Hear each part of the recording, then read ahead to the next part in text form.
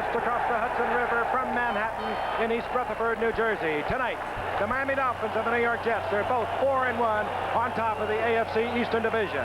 And the Dolphins are once again the explosive offensive team they were last year. Miami Dolphins quarterback Dan Marino rewrote the NFL's record book last year, and he's off and running again. Last season, Marino passed for over 5,000 yards, hitting for a record-shattering 48 touchdowns. And wide receiver Mark Clayton also set an NFL record with 18 touchdown receptions. Tonight, the Dolphins face the New York Jets with quarterback Ken O'Brien, who's beginning to blossom. O'Brien, like Marino, is in his third year, and he's big, strong, and he can fire the football with a flick of the wrist. And tonight, for only the second time this season, O'Brien will have deep threat Wesley Walker as a key wide receiver. And when the Jets want to move the ball with the run, there's always Freeman McNeil. McNeil is a slashing power runner and perhaps the key to the Jets' offensive hopes tonight. McNeil has had days running backs dream of against the Dolphins, but since arriving on the New York Jets scene in 1981, McNeil and his teammates have only defeated the Dolphins one time. Tonight, live from East Rutherford, New Jersey, Giant Stadium, it's the Dolphins and the Jets.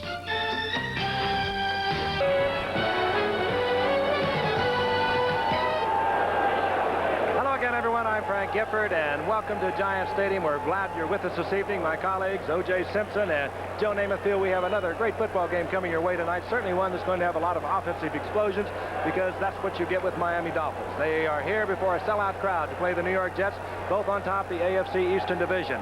And for the Jets, well, they might feel a little bit snake-bit because they have not beaten the Dolphins since the AFC Championship game back in the season of 1982. They have lost 7 straight. They'd like to set the record straight tonight, but it will not be an easy thing to do.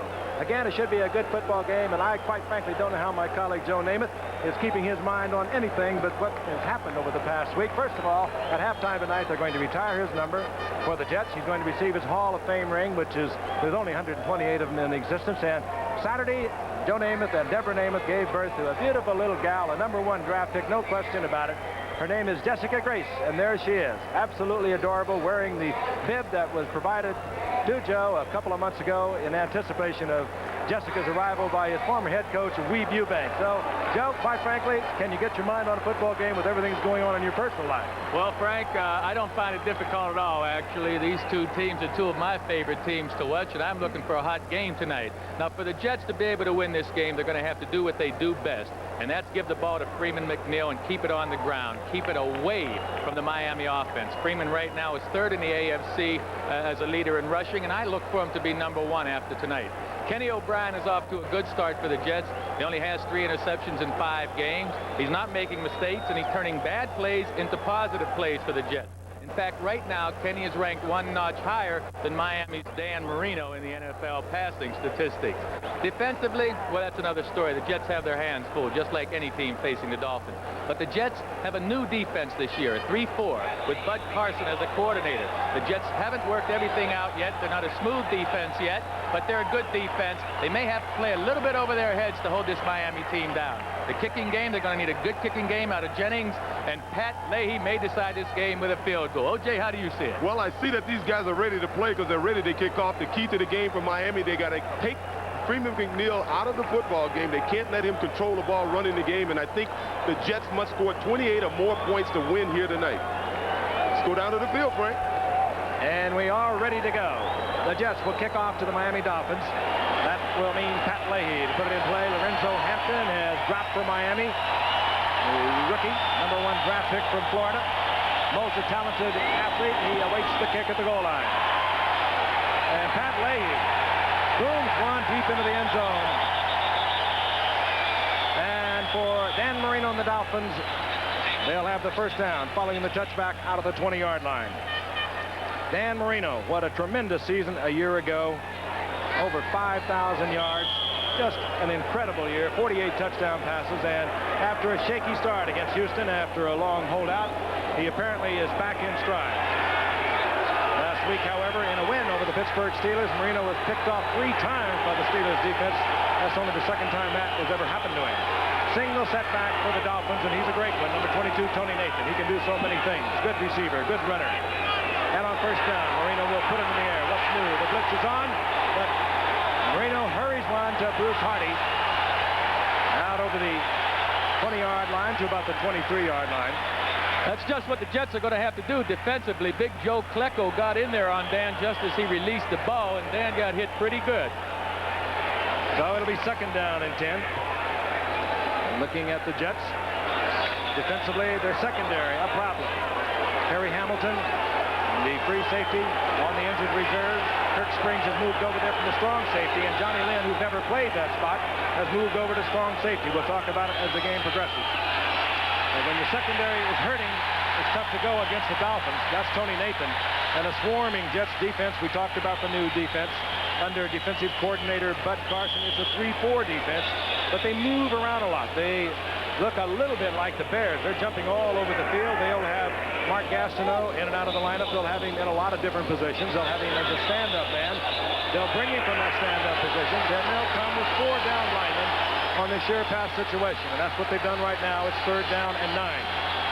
They bring in the additional defensive lineman. That is Barry Bennett. From the shotgun, the Jets, the 6th defensive back. Marino, he was hurried, tried to go, tried to get the ball deep to Vince Heflin.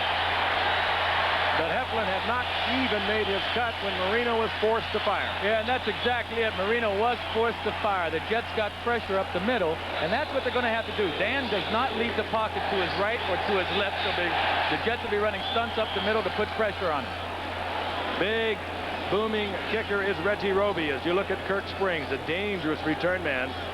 Back in 1983, led the AFC with over 12.5 yards on a return. And the Jets should get good field position out of this, even though Reggie Roby is leading the AFC in net average. He'll put that up just about eye level for us, and we're up on the 3rd deck. And this time, off the side of his foot, but it does take a bit of a Miami Dolphin bounce. That was not a characteristic punt from Reggie Roby. He usually booms the ball way up in the air. That time, however, he did get a good bounce to the 29. Let's pick up the offensive unit. Ken O'Brien, taken in the 1st round 3 years ago. 3 players ahead of Dan Marino. He has come along very slowly. Had problems, missing most of training camp a year ago in a court case here in New York. Never really got off on the right foot. Consequently, played most of the season behind Pat Ryan. But he does have Wesley Walker back tonight, number 85. He represents the speed, the deep threat for the Jets. On 1st down, O'Brien fires it out. Gets it to the rookie, Al Toon. And Toon is short of the 1st down, out over the 35 to the 36-yard line. Looking at the defensive unit of the Miami Dolphins, bolstered considerably, I might add, by the addition of Hugh Green, who's in the lineup, an all-pro linebacker out of Pittsburgh 5 years ago. The same year Taylor came up. Pro Bowl a couple of times. The Dolphins got him this past week, and he's in the lineup at the moment. 2nd down and 3. O'Brien, a lot of time. And O'Brien goes over the middle, and he fires, and it's complete. And once again, to the rookie, number 1 draft pick out of Wisconsin, Al Toon. Miami Dolphins are trying to confuse O'Brien. They're playing with 5 defensive backs, and they're lining up Hugh Green as a middle linebacker. They haven't done that this year. Of course, this is Hugh Green's 1st game. Now, this is an example of how cool O'Brien is keeping this year. He finds his secondary receiver very nicely. Al Toon, his 4th and 5th receptions of the season already this evening. He had only 3 in the previous 5 games. The number 1 draft pick for the Jets. On 1st down, Freeman McNeil works the right side for about 3 to the 42-yard line. Give him 2. It'll be 2nd down and 8. I think it's good strategy as we look at Coach Walton coming out throwing the football, because everyone feels that the Jets are a ball control running football team, but they realize the only way they can beat Miami is they're going to have to outscore them. The only time Miami loses is when another team normally scores 30 points or more. 2nd down and 8. The ball at the Dolphins' 42-yard line. McNeil is the single setback for the Jets. Right side once again. McNeil with the quick cut.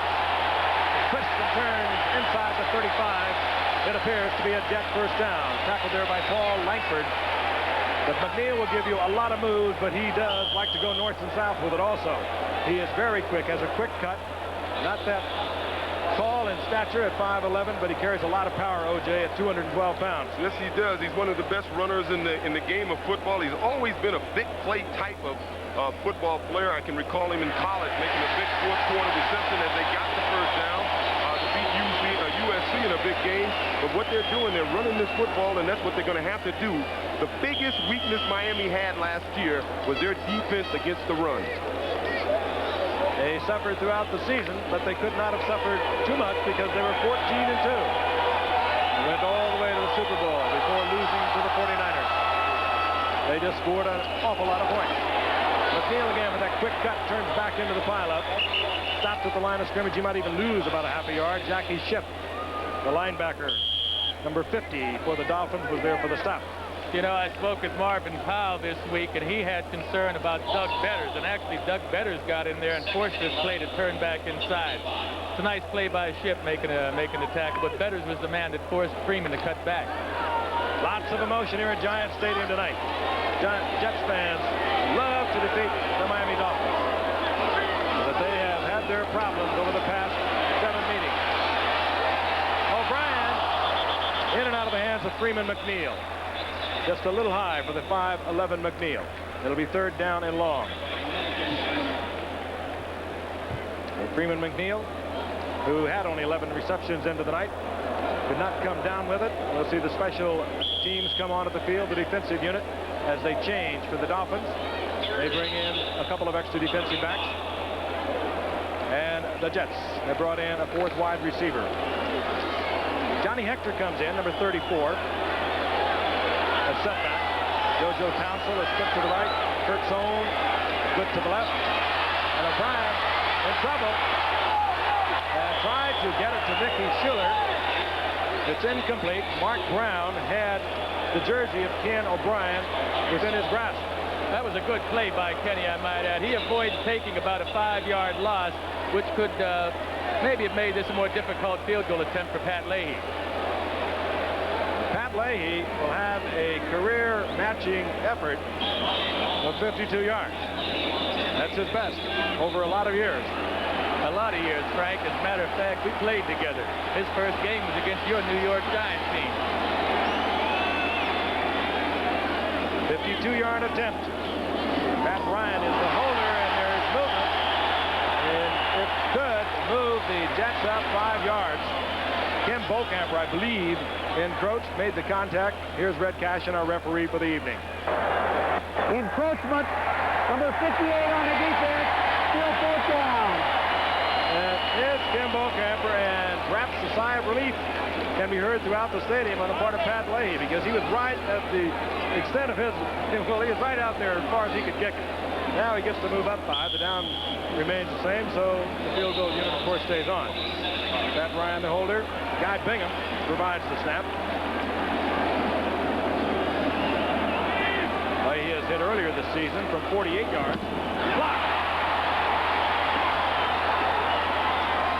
And the Dolphins cover it. William Judson is there, and as so often happens, when a field goal kicker is really right at the limitation that he can possibly reach, well, he kicks it a little low. That was blocked, and the Dolphins have it back. September 11th, 1972, Joe Namath became the first quarterback to pass for over 400 yards in a Monday night football game. He threw for 403 yards, but the Jets lost to the Raiders 24-16. Well, you would think the Jets would pick up on that number 49. He has just blocked another one here, and the Dolphins get it back out over their own 30-yard line. Then they bring in 2 tight ends. You might recall Dan Marino pressured in that first series, their first possession. They'll keep one of those tight ends in the block for him. This is Tony Nathan out of the backfield. And Nathan, short of a first down, out close to the 40-yard line, taken out of bounds there by Russell Carter. Yeah, well, Russell that time got hung up trying to harass Mark Clayton, and he went too far inside, and that left Tony Nathan wide open to the outside. And one of the reasons they have 2 tight ends in the game is to keep one of them in the game to block, because Bud Carson's defense is trying to confuse Marino, and what they're trying to do is figure out what they're doing, so they're going to protect Marino as best they can until they figure it out. Nathan got 9, second down and 1. The ball right on the 40-yard line of the Miami Dolphins. Marino reading and checking off. Has a lot of time. Throws underneath to Lorenzo Hampton, the rookie from Florida. He didn't get much out of it, but he gets the first down out to the 43-yard line before Lance Mell made the stop for the Jets. Hey, that was pretty good pass coverage downfield that time by the Jets. Marino had plenty of time to get the ball to one of his deep receivers, but he didn't have anyone open. Flacco has gone to the sidelines for the New York Jets. Their nose tackle, big number 73. We understand he has suffered a laceration of the thumb. Will get some stitches and will probably be back into the ball game. First down, Miami.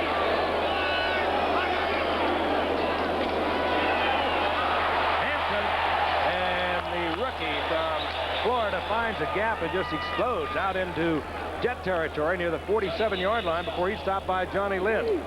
Let's take a look at it. It's just what we would call a 5-drive, straight ahead blocking. Each man gets on a man, and that offensive line of the Dolphins has always been one of the better offensive line, and Lorenzo Hampton appears to be a future star in this league.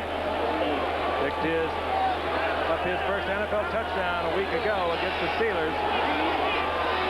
The difference in that ball game. At the 47-yard line of the Jets. Little power drive over the left side. Ron Davenport, another rookie, a rookie from Louisville, a 6th-round draft pick. Davenport goes about 230. Came into tonight averaging just under 5 yards a carry in his first professional season. Of course, missing from the Dolphins' offensive attack is running back Joe Carter, their second-year running back from Alabama. He's on the injured reserve with a knee injury. So we have a pair of rookie running backs for the Dolphins that work behind Woody Bennett and Tony Nathan. Lorenzo Hampton from Florida and Ron Davenport from Louisville. Marino. This is Lorenzo Hampton. And he's hit at the 41-yard line. Kyle Clifton from his linebacking spot made the stop. Gain of about a yard. It'll put Marino into a 3rd down and 4 situation. Johnny Lynn has had problems all season. He's had a very sore thumb. They were working it on the sidelines. They really needed Johnny Lynn in there because they are really hurting in the secondary. And that is not a good situation against the pass-minded Miami Dolphins. 3rd and 4. Nathan, number 22, who works so well out of the backfield, is in there side by side with Marino in the shotgun. The blitz is on. Gastineau around the horn. He gets there too late. And Marino was there. Nat Moore didn't handle. And a good effort by Russell Carter, who might have got a hand on it. But Marino just did get it away before Gastineau, big number 99, turned the corner, and he just about got there. Hey, the Jets are in trouble with their secondary right now. Rich Miano is playing free safety, but you see Mark Gastineau lays a good lick on Dan Marino after he threw the ball. The ball was slightly underthrown. Had it been out there, it could have been a completion. Reggie Roby comes on to punt for the 2nd time tonight with 7:47 remaining in the first quarter, and no score from Giant Stadium here in East Rutherford, New Jersey. And Kirk Springs is back. Roby can do one of 3 things. He can kick that high towering punt and let his coverage get under it, or he can put it out of bounds, which he is very good at, usually to the right. They'll take a long count on a 4th down and 4, looking for the offside. Roby doesn't get the corner, gets the end zone. It'll be a touchback.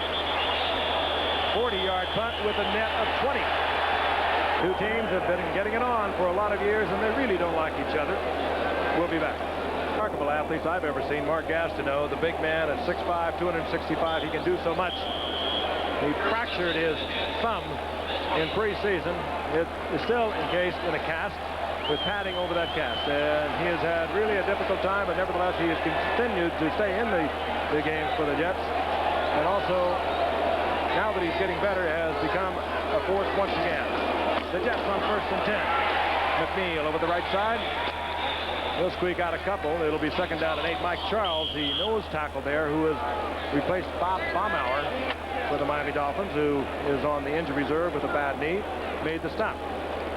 Well, that's one place I think the Jets should be able to take advantage of. One player, Mike Charles is a good player, but he's not the caliber of the all-pro Bob Baumauer.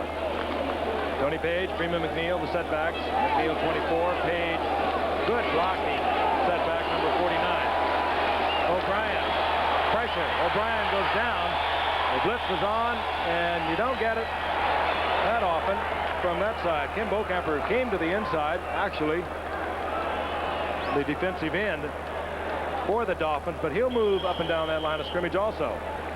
You see it from the upper left side. The former all-pro linebacker. Boy, somebody blew that one. Nobody even put a touch on him. They seem to be concentrating so much on Mike Charles, 2 men on him. Yeah, I believe it had to be Jim Sweeney, number 53. He did concentrate on Charles and opened up that lane for Bokamper to get through. A good way to run out of quarterbacks. 3rd down and 16. The Jets will keep it on the ground. Freeman McNeil. And McNeil hurdles out over the 20-yard line. Well short of the first down, and the punting unit will come on. Glenn Blackwood came up there to make the stop for the Dolphins. Both teams 4-1 in the season, and they both lost their openers. The Jets were blown away 31-0 by the Raiders. In that game, O'Brien, their quarterback, was sacked 10 times. As we look deep to Vince Heflin, the Dolphins with a good opportunity to have good field position. Glenn Blackwood is also back there with Heflin. Here's Dave Jennings. Quite his trade with the Giants for 12 years. They released him to keep Sean Lindetta at the beginning of the season. The Jets picked him up the following day, so he just changed locker rooms. Low kick, not a good kick by Jennings. Heflin has to let it bounce, however, and it does take a Jennings and Jet bounce. That ball was kicked so low, Heflin did not want to take the shot to take it on the run. It would have been a gamble. And Heflin lets it roll, and it rolls all the way to the 13-yard line. So Miami will be deep in their own territory. Fired up. They are off on a 4-1 season, and they feel they have the team this year to get back into the playoffs, possibly even going on to the Super Bowl. Frank Gifford along with Joe Namath, O.J. Simpson. Both teams 4-1, and Joe Klecko has went out a short while ago to have some stitches put in his right hand. Is back in the lineup. So is Johnny Lynn, who is in there at strong safety for the Jets, and they need all the men they have available in that secondary, and they need them desperately tonight. This is Tony Nathan. Good running by Nathan. He hurdles out over the 15, close to the 18-yard line for a gain of 5 before he stopped there by Lance Mel. And Tony Nathan, having a typical Tony Nathan year, came into the night with 203 yards rushing and 25 receptions. A year ago, it was just under 600 yards rushing and 61 receptions. They give him a rest every now and then because he is so valuable to this offensive unit. You hear, of course, of the Mark Claytons and the Dan Marinos, the Nat Moores. But Tony Nathan does so much of the work. That's the time remaining in the first quarter. 2nd down and 5. Lorenzo Hampton. And Hampton scored the first down inside the 22-yard line. He's short, but he almost popped that through there. Now, the 2 areas that Miami wanted to improve the most on is stopping the run by the opposition and running the ball themselves. And thus far tonight, they're doing an excellent job of running it because of this defense confusing Marino. Run the football. That's Mark Duper, who has a hairline fracture in the tibia of his leg. And they do not know for sure when they're going to get him back. But there's no question he has been missed. Johnny Lynn, as we mentioned, back in the secondary, as is Joe Klecko on the line for the Jets. 3rd down, it's a long one.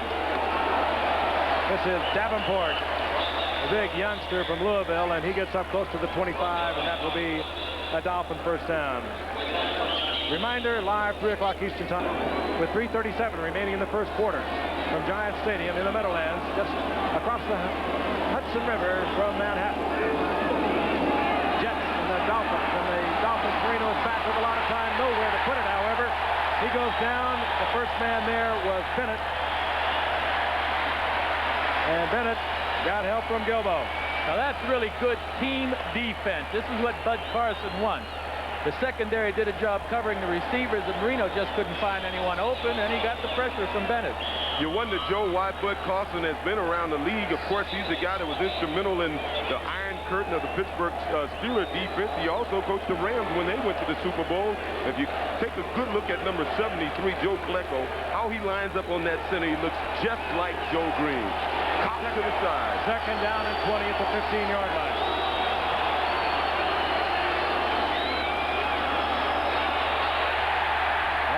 the middle, and just a flooding Jet defense. Closing off the middle. Tony Nathan could get nothing. It'll be third in long yardage. You know, these Jets, they really like Bud Carson. They've nicknamed him the Wizard. And he comes up with different twists every week, and that helps keep the Jets alert. They tell me they're doing more playbook studying than even film watching at this stage. Of course, they were a 4-3 team a year ago. And it's a dramatic change. There's a lot more thinking to it, certainly in a Bud Carson defense. Third down, long yardage. Marino at the 15-yard line from the shotgun. Again in trouble. And this time Marino just throws it deep downfield. Matt Moore was down there, but Marino did not want to throw in the crowd. He just got rid of it. And so the Jets fans are appreciative of a fine defensive performance.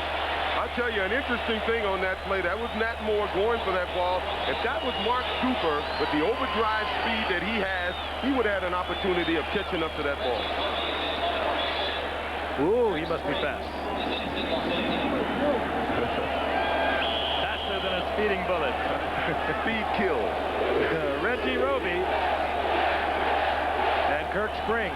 Respecting Roby is all the way back to the Jets' 35-yard line, and Roby will deliver this from about his own 5-yard line. Almost blocked. And it's a great kick by Roby.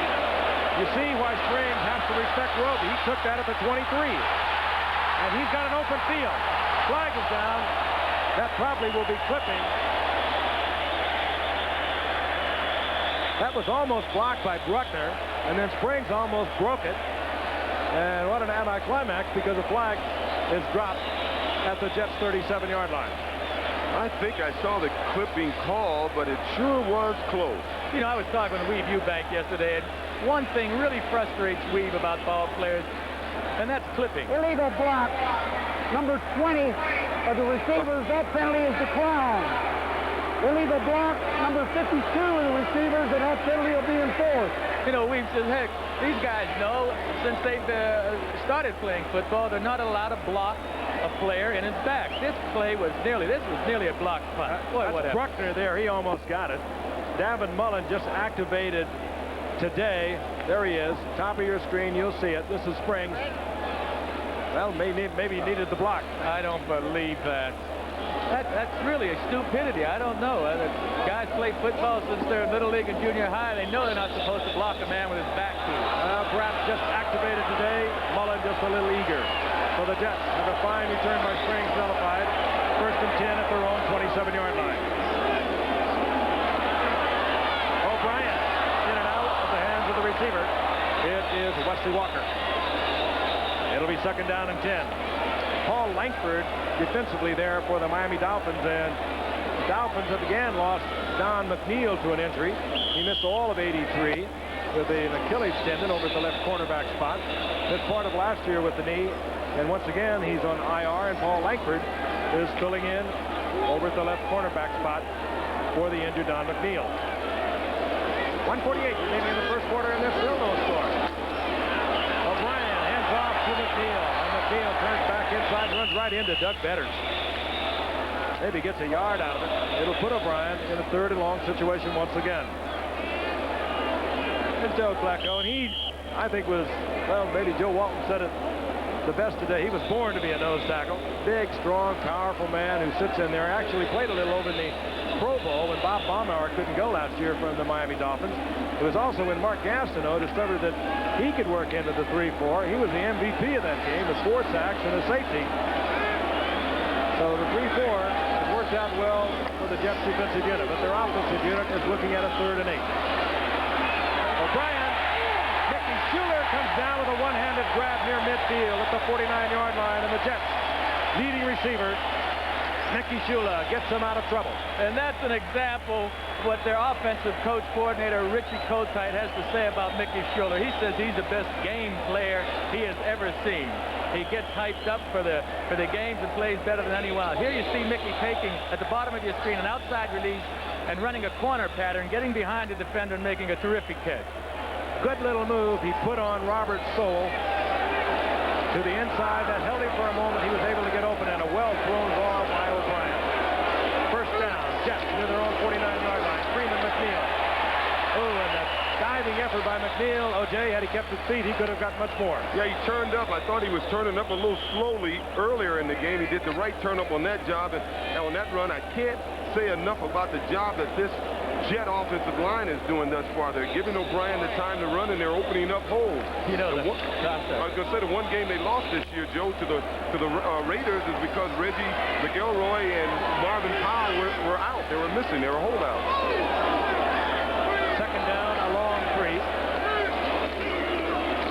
McNeil, they continue to work the right side. McNeil tries to spin back out, take it around the left side, and he is dropped for a loss.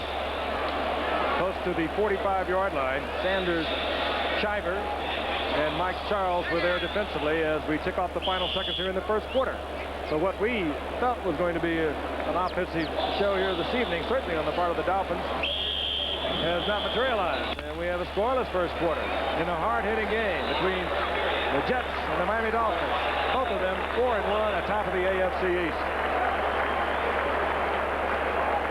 Sports Exclusive is being brought to you by Nissan, builders of technologically advanced cars and trucks for over 50 years. We begin the second quarter. The Jets and the Miami Dolphins. The Jets on the move. They have a 3rd down and 5 inside the 46-yard line of the Dolphins. Max Moore has come in, replacing Kim Bocamper, who went to the sidelines and injured Miami Dolphins. O'Brien has the time. It's the ball to Sohn, and Kurt Sohn will have first down yardage inside the 35-yard line. Kurt Sohn has really come along this year. Wesley Walker was only activated a week ago.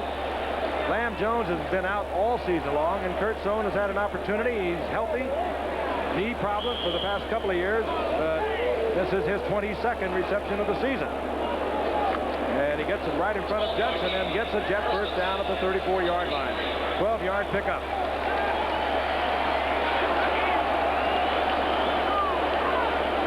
Shula on the move. And this is Freeman McNeil.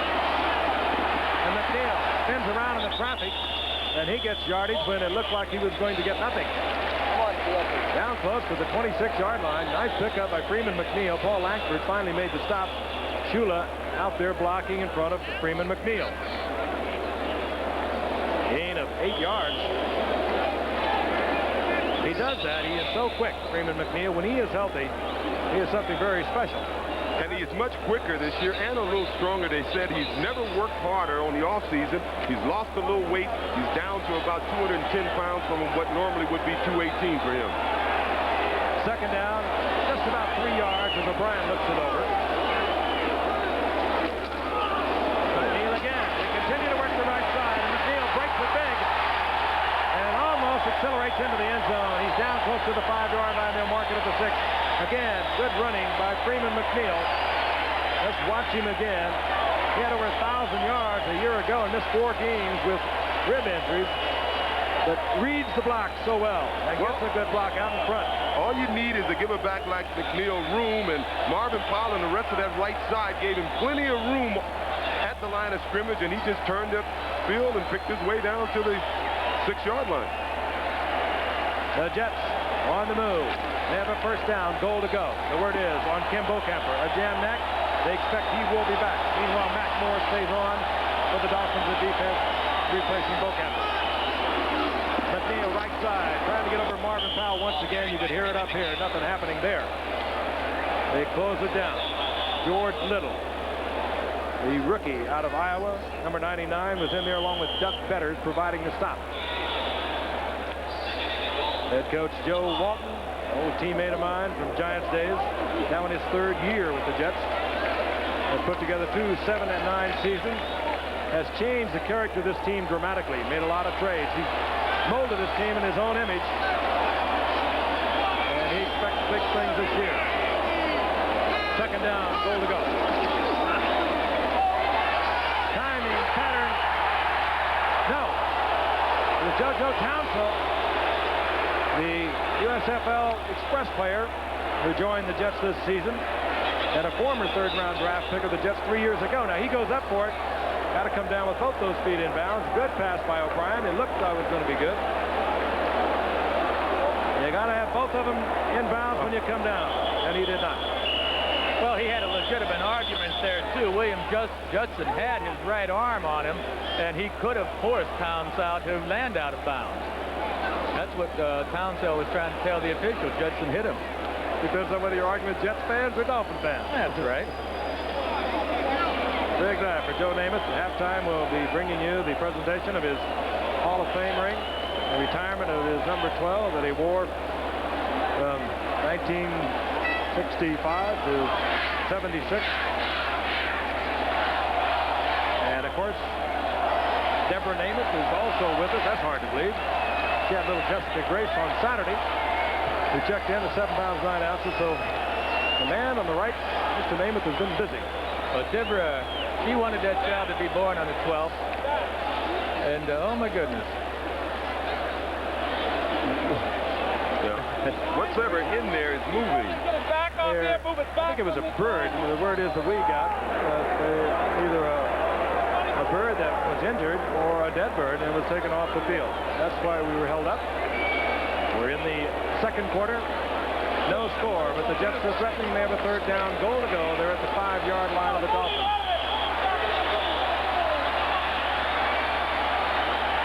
Ken O'Brien, ranked 5th in the AFC. As a quarterback, will put it in the air. Timing it out once again. And again, it's incomplete. This time, a timing pattern with Al Toon, the rookie from Wisconsin. And we'll see the field goal unit. Oh, when you don't get it down in there, when you have a first down goal to go, that's what happens to the coaches. Well, there's nothing new about Miami stopping teams down close. All my years with Buffalo, we played them twice a year, and it was our understanding or our philosophy that once we got around the 20-yard line, we must throw for the end zone, because the closer you get to the end zone, the tougher Miami is. Leahy, a 22-yard attempt to break the scoreless deadlock.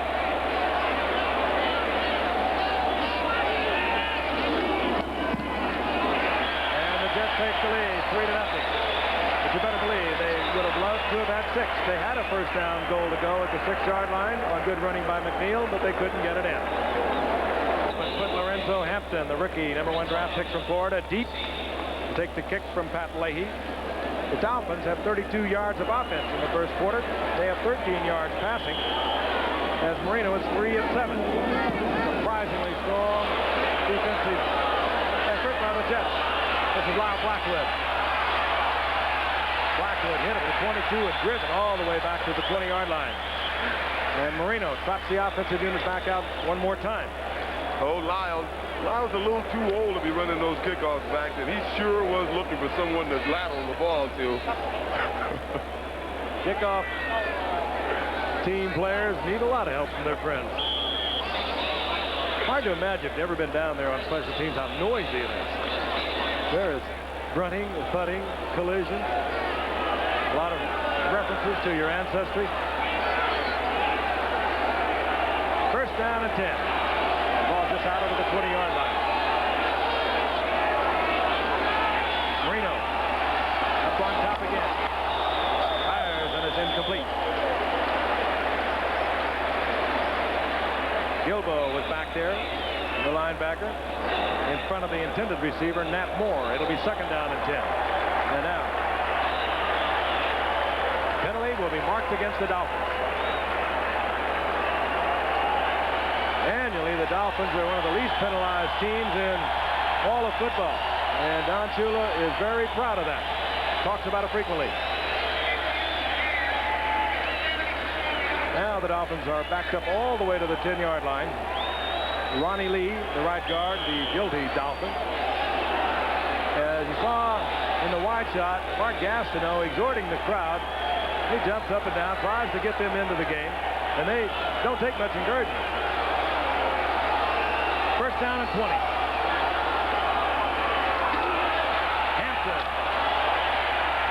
Hampton is driven back, and the crowd now is really fired up at the urging of Gastineau. Lance Mel made the stop. Hampton got about 3, getting up close to the 15-yard line. It'll be second down and 16. Joe, I think the most surprising thing to me about this Jet defense is They're putting pressure on Marino, and they're only rushing for the most part. They're 3 down linemen. They aren't blitzing much.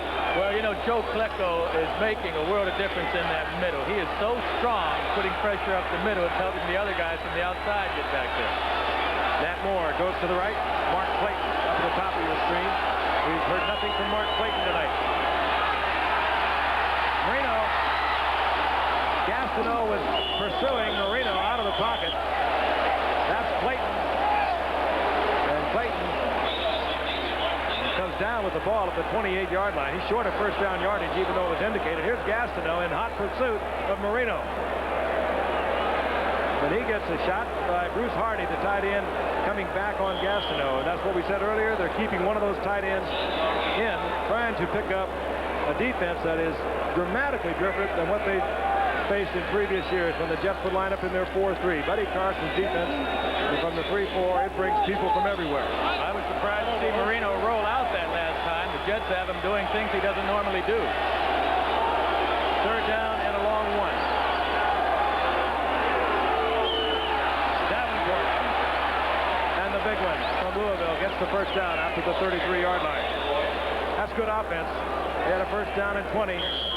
They got a shot to Clayton for some of it. And they send Davenport over the middle for the first down. I'll tell you an interesting stat on the Jets. They've had 12 third and ones against them this year, and on all 12 occasions, the opponent was able to get the first down. So they need some work in that short yardage situation. Need to fine-tune that 3-4.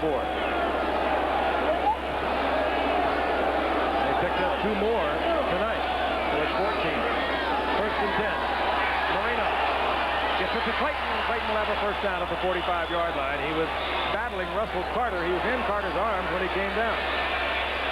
12-yard pickup by the man who set all kinds of records a year ago, certainly Dolphin records, with nearly 1,400 yards and 18 touchdown passes. And here he is dueling with Russell Carter. Well, they could have called Russell for a little pass interference. Russell may have hit him a little bit early there, but Mark did a heck of a job holding on to the pass. I don't know why he's complaining. Pass interference is vastly different this year than it has been in the past. I kind of like it that way. Mark Clayton, good to the right, Nat Moore to the left. Tony Nathan. And Nathan is dropped behind the line of scrimmage. Nathan goes down. Good, strong defensive play, Rusty Gilbo. And the Bears and Walter Payton, Jim McMahon, they did it again yesterday. They knocked off the 49ers. Out at Candlestick Park, we're going to watch the Bears go against the Green Bay Packers. Green Bay Packers back on stride at 3-3 with Glenn Dickey getting over a hand problem. So we'll be there 9 o'clock Eastern time. Soldier Field in Chicago. The Chicago Bears and the Green Bay Packers. Be with us. Rapidly moving game. Nearly 7 minutes have expired here in the second quarter. Marino, second and long. Incomplete. Clayton had it in the hand and doesn't hold on. That defense of the Jets is doing some job. I'm telling you, they have Dan Marino doing things he doesn't want to do, going to the right and going to the left. He doesn't like to leave the pocket. Not the most agile coming out of there, Joe, and it really does throw your rhythm off, I would suspect. What they like to get him to do, they like to have him that 1, 2, 3 pop. The deep man isn't there, or the long man, he throws somebody to go underneath, but he's been looking at Jets all night. I think old Dan's going to do a little talking to his offensive line and say, come on, fellas, let's keep these Jets off me. That's all he can do. He has to get the offensive line doing the job. Third and 13. Marino wants to change it. Hard to do with this crowd. Hangs it up. Clayton tries to deceive Bobby Jackson. Now Clayton is angry. He wants a pass interference call. He will not get it. And the Dolphins don't have all the circuits working for them now. That's Bobby Jackson. Clayton did the wise thing. He tried to throw Jackson off by not letting him know the ball was arriving, but Jackson did have his hands on Clayton. Rebby Rowe beat a punt. Kirk Springs is back to the Jets. He'll position himself near the 12-yard line. Flag is down as Roby pounds one all the way to the 12 12-yard line where the fair catch is made by Springs, but a flag is down at the line of scrimmage. Once again, the referee tonight is Red Cashin. Procedure that always works against the kicking team. So the Jets will have another opportunity to run one back. Don Shula not at all happy with the way things have been swinging tonight.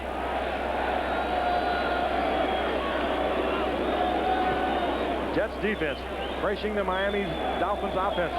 Illegal formation by the kickers. Still 4th down. Well, illegal formation in this case can only mean one thing, and that is they didn't have enough fellas on the line of scrimmage. You have to have at least 7 offensive linemen on the line of scrimmage. You can have as many as 10, but you're not allowed to have less than 7. Which means they kick again. From 5 yards farther back. Springs now close to his 12-yard line. A lot of respect for Reggie Roby.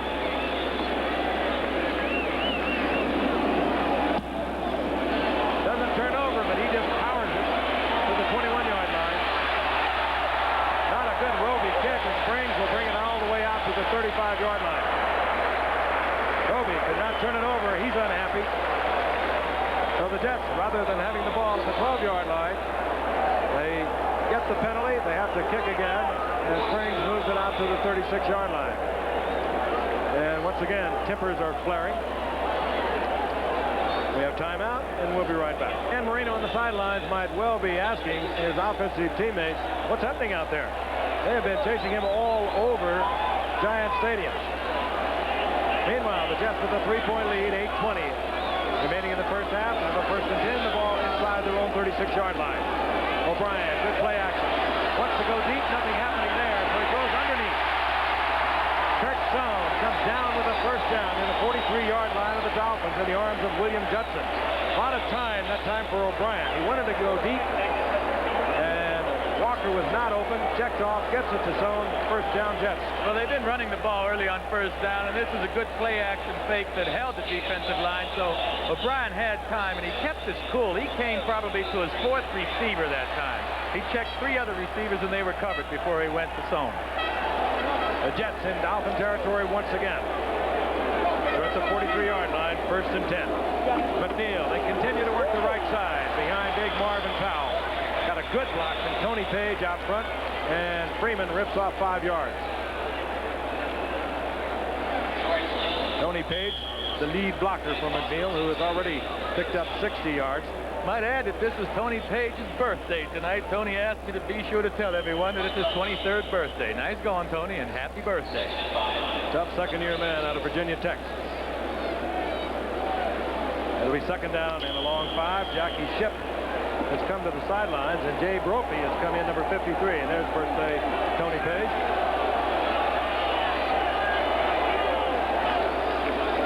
This time they work Page. He maybe squeaks a yard out of it. It'll be 3rd down and a long 4 for the Jets. Well, the Jets tried to fool the Dolphins that time. They had some success earlier with the pitch out to Freeman McNeil around the right end. So O'Brien faked the pitch and tried to give it to Tony up the middle, but the Dolphins didn't get fooled. Bo Camper comes back in defensively for the Dolphins as O'Brien is confronted with a 3rd down and 4. That's the time remaining in the first half. Hard hitting, primarily a defensive game. The Jets have been able to mount a couple of drives, but they haven't been able to get it in. O'Brien picks it up, and a good play by William Judson against Wesley Walker. And that'll bring up 4th down.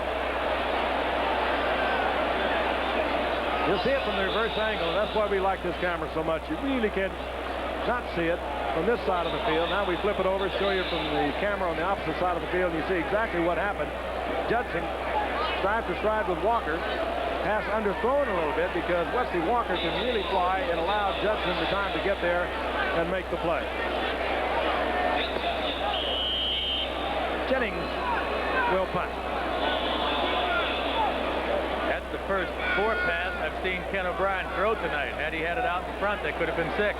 Jets with Pat Leahy unable to attempt a 55-yard field goal, and that would be the distance, so they have Jennings on.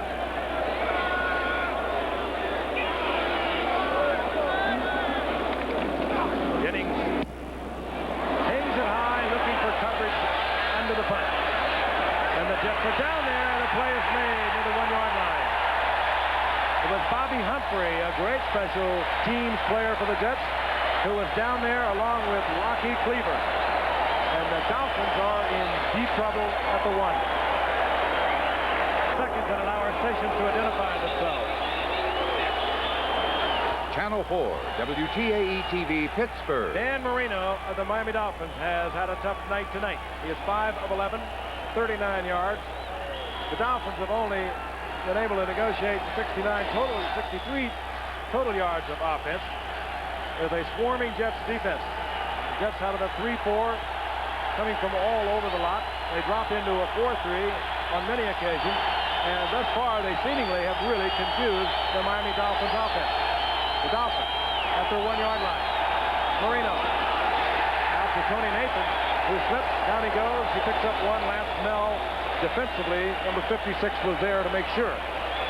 You know, I like passing the football from your own end zone from time to time, but the dangerous thing about this, if your offensive linemen get called for holding down here, it's 2 points the other way, and you have to punt the ball to the other team. 3 tight ends now are in for the Dolphins, which would lead one to suspect they might be going to play it a little more conservative.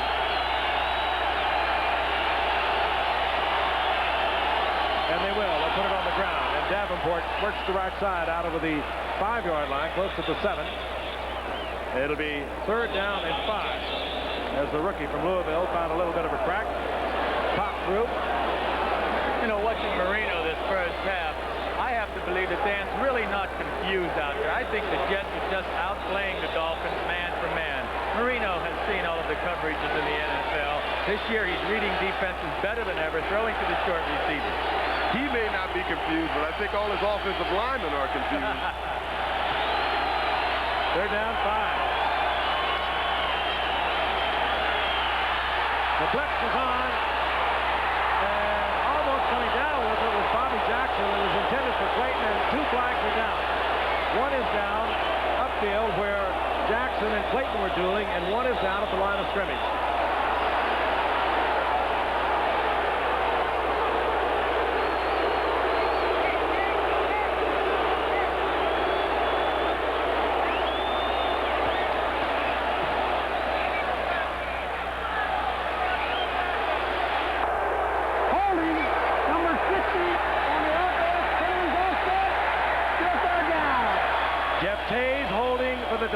Bobby Jackson against Mark Clayton was called for the interference. So they do it again. This crowd is into every play. The Jets have not beaten the Dolphins in the last 7 meetings.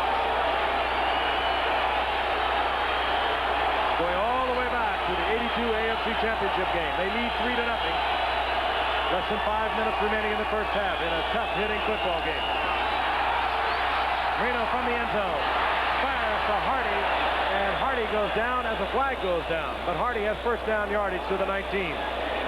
Lance Snell defensively on the stop. But again, another flag is down against the Jets. Hardy had a big game a week ago in the win over the Steelers with 7 receptions. Holding before the pass was thrown. Number 35 on the defense. That penalty is declined. First down.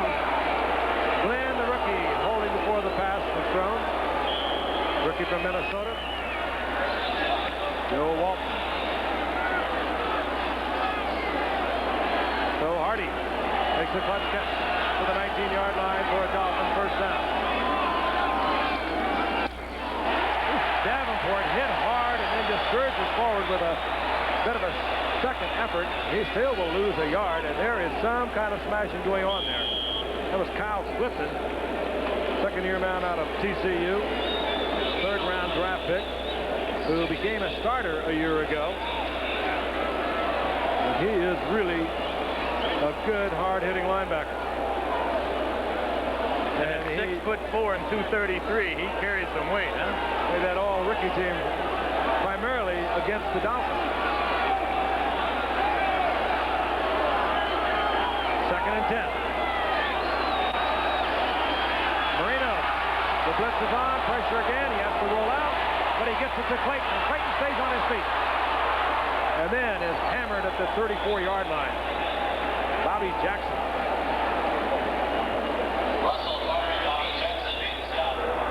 But I know that Marino did not like what he had to do once again. We're going to look at Clayton, and at this point, Marino had to roll out of that pocket. Yeah, Dan doesn't like leaving the pocket, but he's smart. Dan has really got a lot of experience these last 2 years, 3 years, and he's going to keep his cool in a game like this. Bobby Jackson takes Clayton after his second shot at the 34-yard line, but the Dolphins, who had a 1st and 10 at their own 1-yard line, have worked it out to their own 34. Inside 3 minutes remaining in the first half. Marino did everything but catch it for Mark Clayton. It's incomplete. Say, a lot of people talk about Dan Marino's release.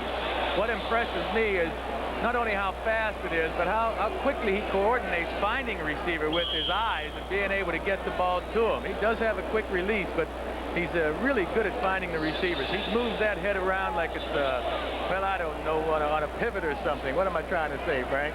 Well, I think you're being modest. There's so many people have compared the release of Dan Marino to that of Joe Namath. It's a flick of the wrist, and they can put it up there about 50 or 60 yards. You can't do it anymore, but you used to do it. We're going to look at a little bit of footage at halftime. 2nd and 10. Lorenzo Hampton. And the rookie from Florida works the left side. Good effort.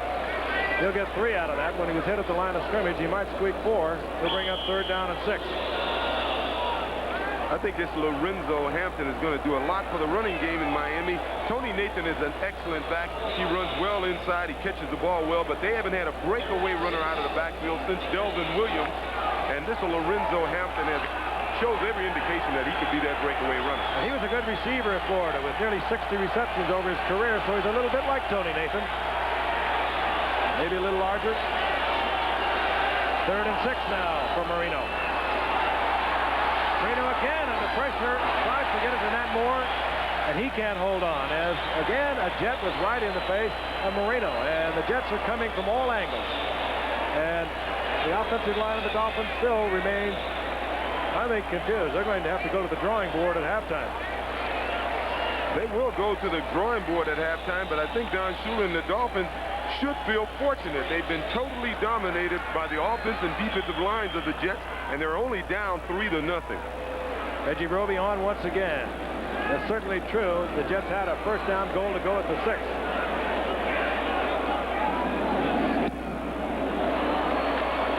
Roby. Kirk Springs at the 13-yard line.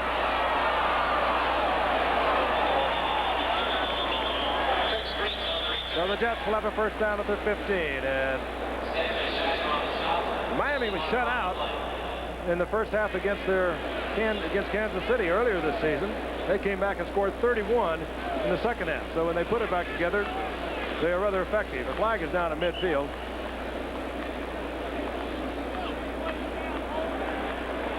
Illegally man downfield. Number 30 of the kickers holding. Number 20 of the receivers. They offset. Will replay 4th down. Mullen of the Jets. Davenport of the Dolphins offsetting, and we'll kick it again, but we are inside the 2 minutes.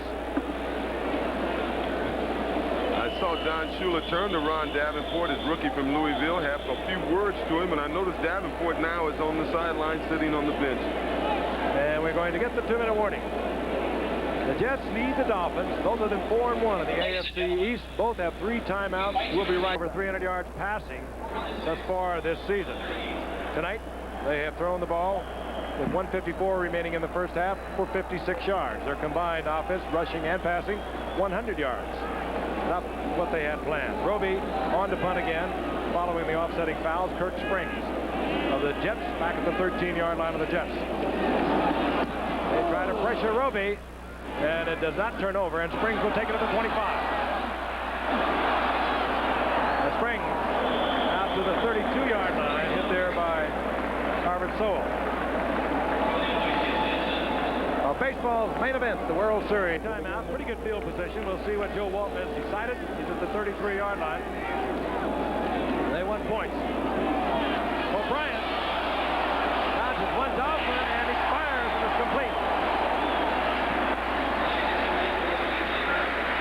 Rocky Cleaver, second tight end who was in that lineup, and he gets a first down at midfield. And now the Jets can think very positively about hanging up more points. Draw play to McNeil. It works well. The Dolphins thinking pass came on the rush. The draw play effective for a 7-yard pickup. It'll be hurry-up offense now on the part of O'Brien. Second ticking away, 1:05 and the clock is moving, as you can see. Second and 2. O'Neal.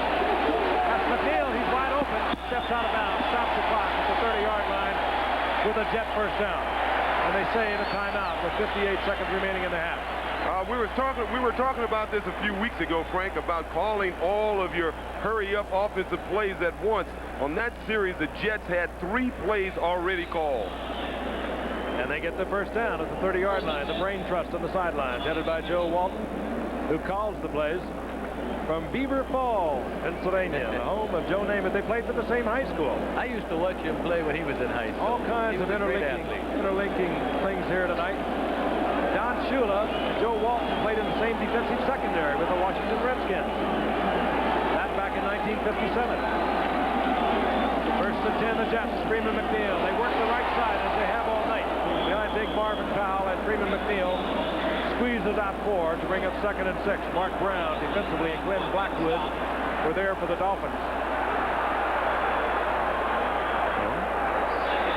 40 seconds. They're within Leahy's field goal range. O'Brien, Mickey Schuler's wide open. And he carries the Dolphin defender, Glenn Blackwood, out of bounds, stopping the clock. Why would they not stop the clock? He ran out of bounds. Well, they said his forward progress had stopped. He was running. He could have turned upfield a little more. How did they know it was carrying Glenn Blackwood with him? That was a bad call. And a deliberate effort to get out of bounds. And Schuler is upset. Joe Walton is upset. But they do call timeout. I'm upset myself with that one, Frank. Well, you're an old Jet, Joe. Now, they're getting paid to determine if his forward progress has stopped. It appears right here that he's running. Yeah, he's running out of bounds sideways. He could have broken the tackle. You wish. The Jets use one timeout. They have 2 remaining. They have 28 seconds. Joe Walton has already had his discussion. O'Brien is checked back in. Don Shula is totally frustrated. His offensive line has had difficulty throughout the entire first half. The blitzes are coming from all angles. They look as if they were totally unprepared for what happened to them here in the first half offensively. And now the defensive unit is about to put the Jets in, certainly in potential field goal range already, that they could give up the 6 big ones, as the Jets have just marched right down the field. Time remaining in the first half. Hector and McNeil are both in there for the Jets. O'Brien. JoJo Townsend. He goes out of bounds, stops the clock near the 3-yard line. 22 seconds remaining. Crowd is really into this one. There he is. They call him a rookie, but he had 3 fine seasons with the Express of the USFL. 126 receptions over that 3-year period. The Jets originally drafted him 3 years ago out of UCLA, where he set a lot of records out there. He thought the combination of Lamb Jones and Wesley Walker was too tough to deal with, so he went to the Express.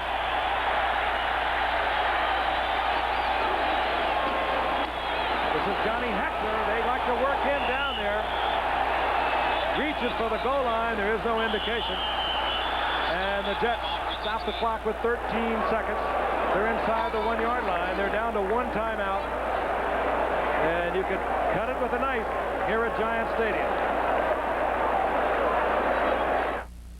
When you're headed for a tricky job, don't take chances with your tools. Go doing it right. Rely on Stanley quality. Remaining in the first half. The Jets over the Dolphins 3-0. As you can see, the second-year man from Virginia Tech, Tony Page, has carried it 5 times when the Jets have been inside 5-yard line. He's been into the end zone 3 of those 5 times. They also like Johnny Hector down here. Very strong. Page now single setback. Struggles, tries to get inside. He was hit in the backfield. Sewell, free agent that came up in '83 from Howard, made the first contact. And Sewell has stopped the Jets attack at the 1-yard line. And there are no timeouts remaining now. 3 seconds, we'll see the field goal unit come on the field for the Jets. Joe Walton once again is stymied, and O.J., I will now pick up on what you said. As bad as the Dolphins have been outplayed, they have got to feel awfully good getting out of this half with what looks to be potentially 6 points. And as we spoke of earlier, the Miami Dolphins are the toughest team in football. This is just not this year. Historically, and trying to score on down close. When you get around the 20-yard line against this team, you better start thinking about throwing the ball into the end zone. Don Shula, he's been watching it for 23 years as the head coach on the sidelines. Remarkable stat of Don Shula, the third winningest coach of all time behind Hallis, and only 2 games behind Tom Landry, is that in all those 23 years, he's had 1 losing season. And the 5 Super Bowls, won a couple of them. Not with 3 seconds. That has left more time on the clock and thrown it away. 18-yard attempt for Leahy. You're referring to a fake field goal, huh, Joe? Yeah, I don't think they'll fake it. They don't have enough time to come back on 4th down and kick it.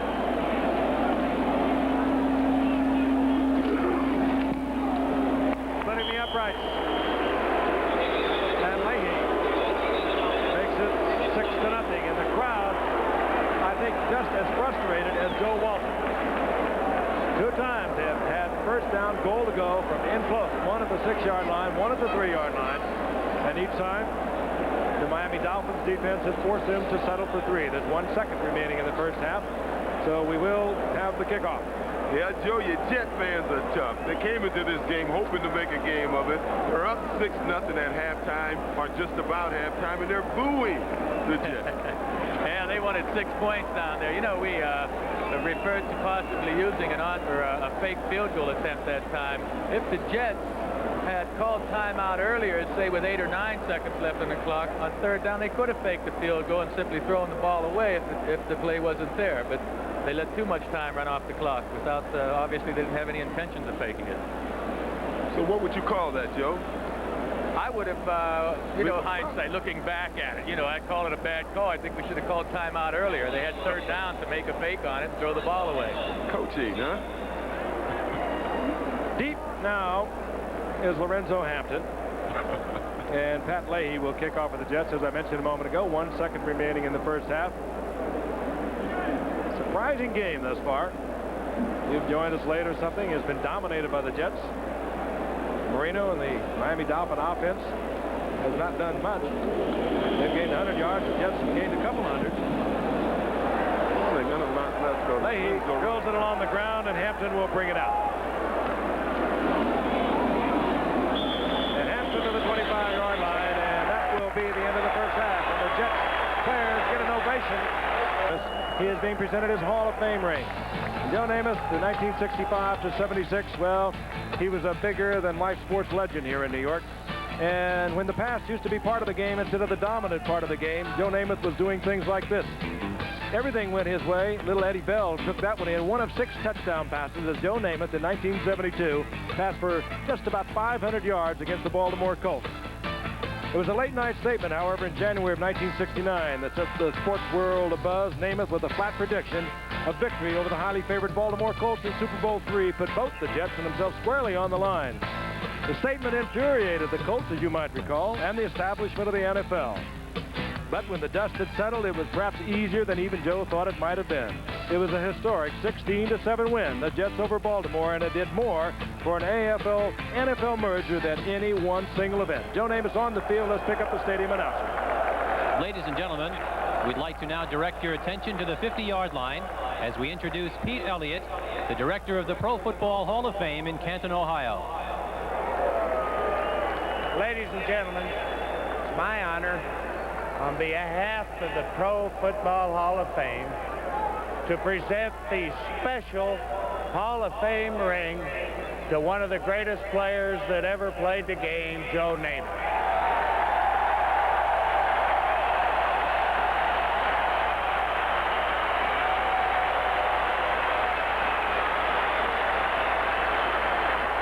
And now, representing the New York Jets, Dr. James A. Nicholas, the Jets orthopedic surgeon for the past 26 years. Joe, On behalf of all of the New York Jets organization, the owners, the staff, the players, and all you fans, it gives me a wonderful pleasure to present to you this gift commemorating this special weekend and evening. Joe, thanks for the memories. Thanks for the fun. Thanks for the thrills. And God bless you again. Thanks for the memories. The former head coach and general manager of the Jets and a member of the Hall of Fame, the only man to win world championships in 2 leagues, Weeb Ewbank.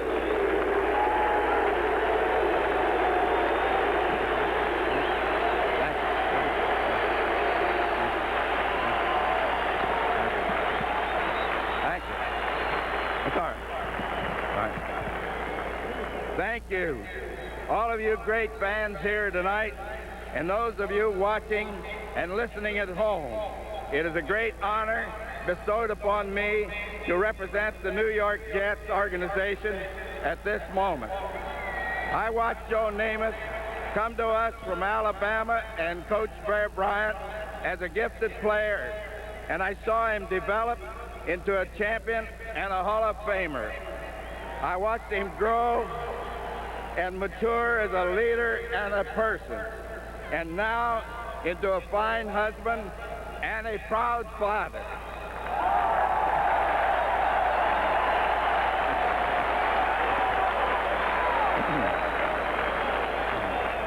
It is with great feeling and pleasure that tonight a number is retired for the first time in the history of the Jets. It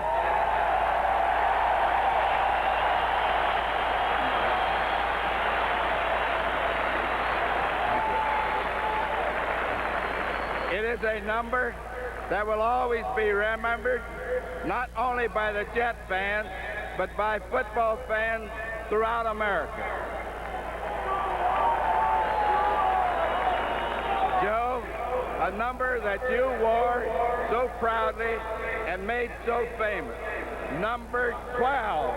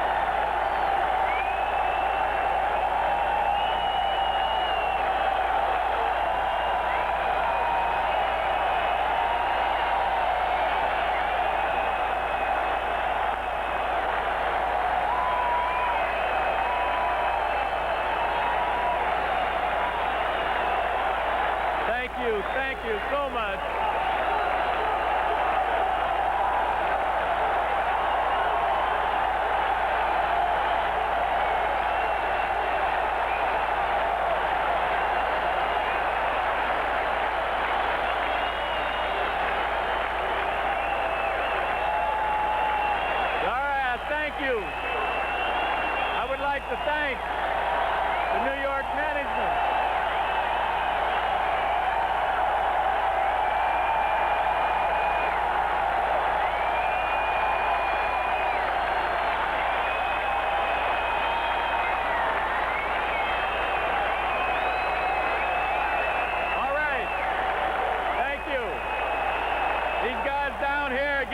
Play. We have the lead, so we'll get them going in the second half. I would like to thank, first of all, Pete Elliott and the Hall of Fame for seeing fit to induct Old Joe into the Hall of Fame. I would like to thank Mr. Hess and the entire New York Jet organization.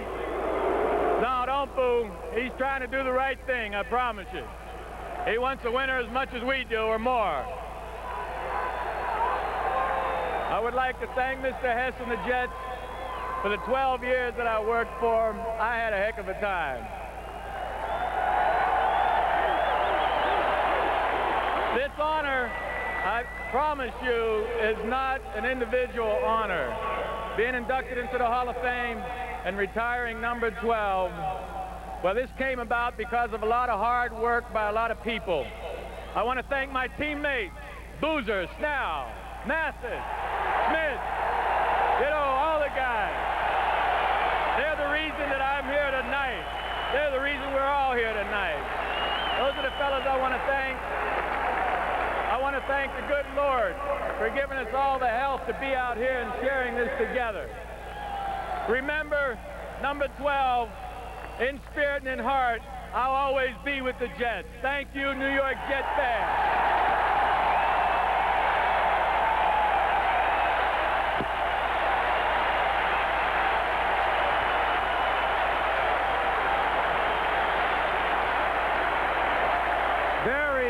Stuff. Even Joe couldn't quiet the appreciative crowd. And what an appreciative crowd indeed. Very moving ceremony.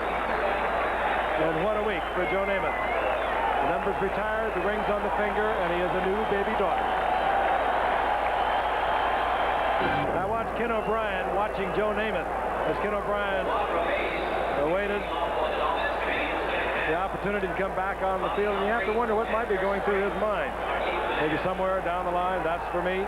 Tremendous outpouring of warmth and affection for Joe Namath here at halftime of the Jets-Miami Dolphin game. And meanwhile, back to reality, Dan Marino has had a tough first half. 8 of 16, 67 yards, but perhaps even more important, he avoided several sacks by rolling out of the pocket. They don't like him to do that. Quadrivez kicks off for the Dolphins, and he puts it through the end zone, and the Jets will have the ball at their own 20-yard line. Meanwhile, Freeman McNeil has represented much of the offense. An offense has sputtered each time they got down close. They had 2 first down goals to go. They could not get it in. They settled for 3 on each occasion, but Freeman McNeil having a big first half, 74 yards. Yes, he's past Marcus Allen to lead the AFC in rushing, and he's after James Wilder, who leads all of football in rushing, one of the more underrated backs in the game today.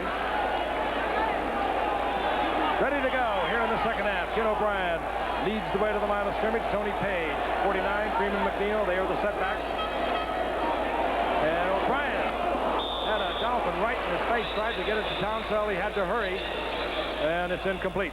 I don't think the play was designed that way. I think we should have had a man blocking on the outside linebacker, Brzezinski, and Kenny, of course, is off balance, and that's why he made a bad pass. That's the first quarter. Miami had 2 yards of passing in the first quarter. They didn't improve on that a whole lot through the first half. They have averaged over 300 yards passing in each of their previous 5 games. So the Jets defense has been the total dominant force in the first half of this football game.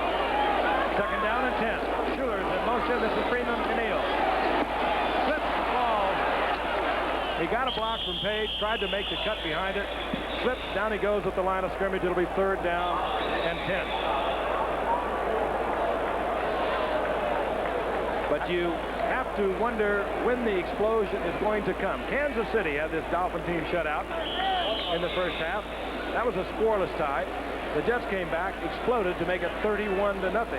That win over Kansas City. And there is a graphic that is up to date. Wilder leading in the NFL. Dorsett's right there, and you can see Freeman McNeil is getting very close.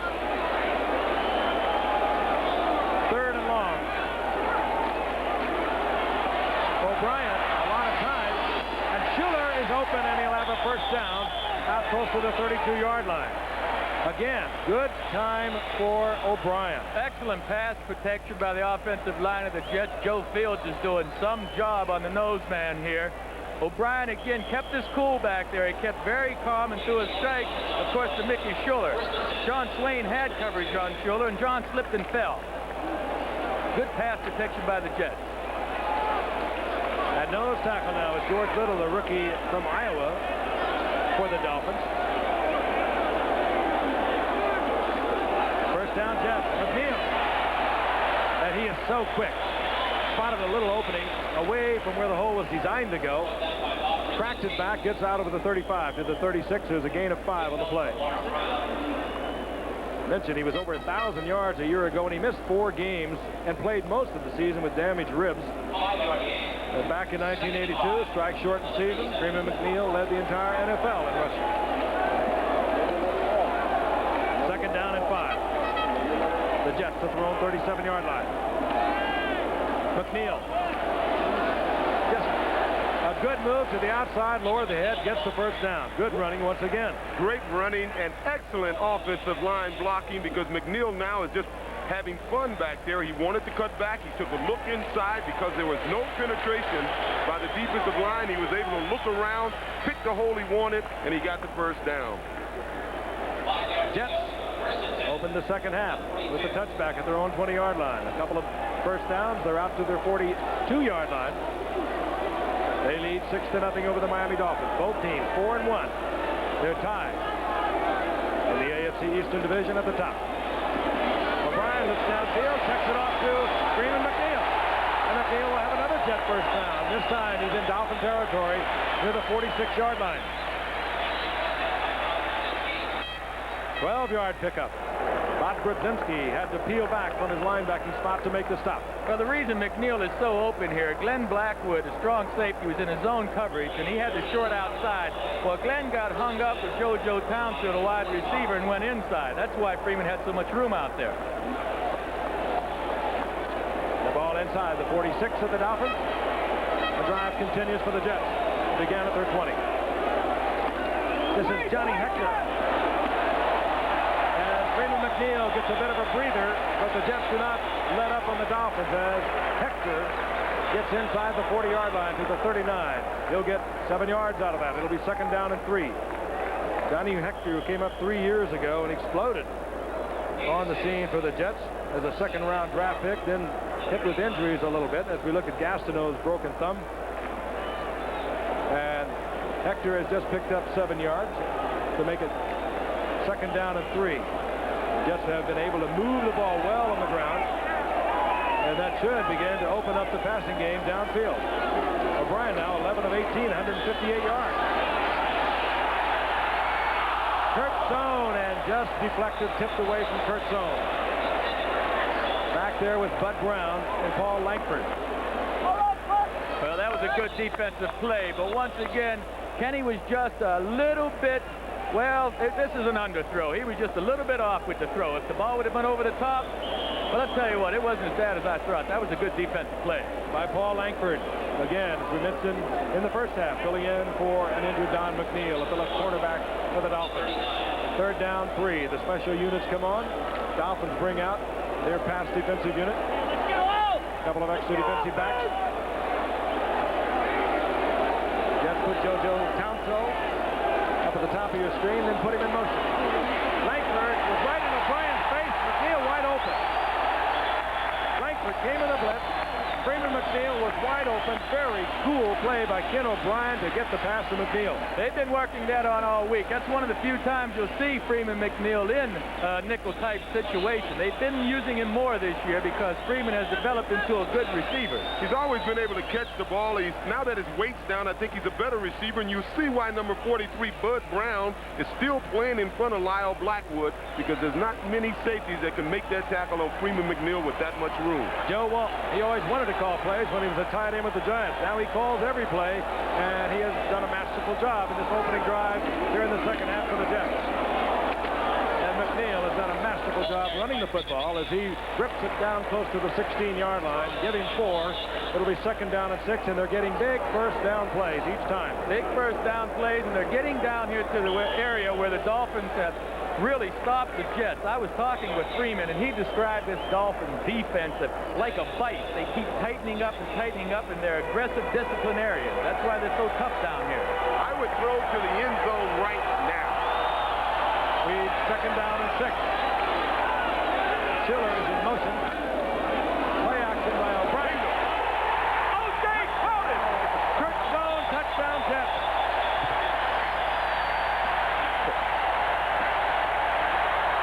Bingo!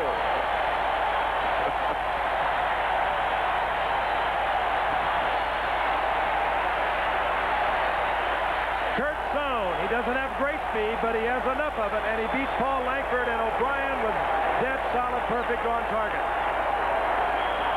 Touchdown Jets.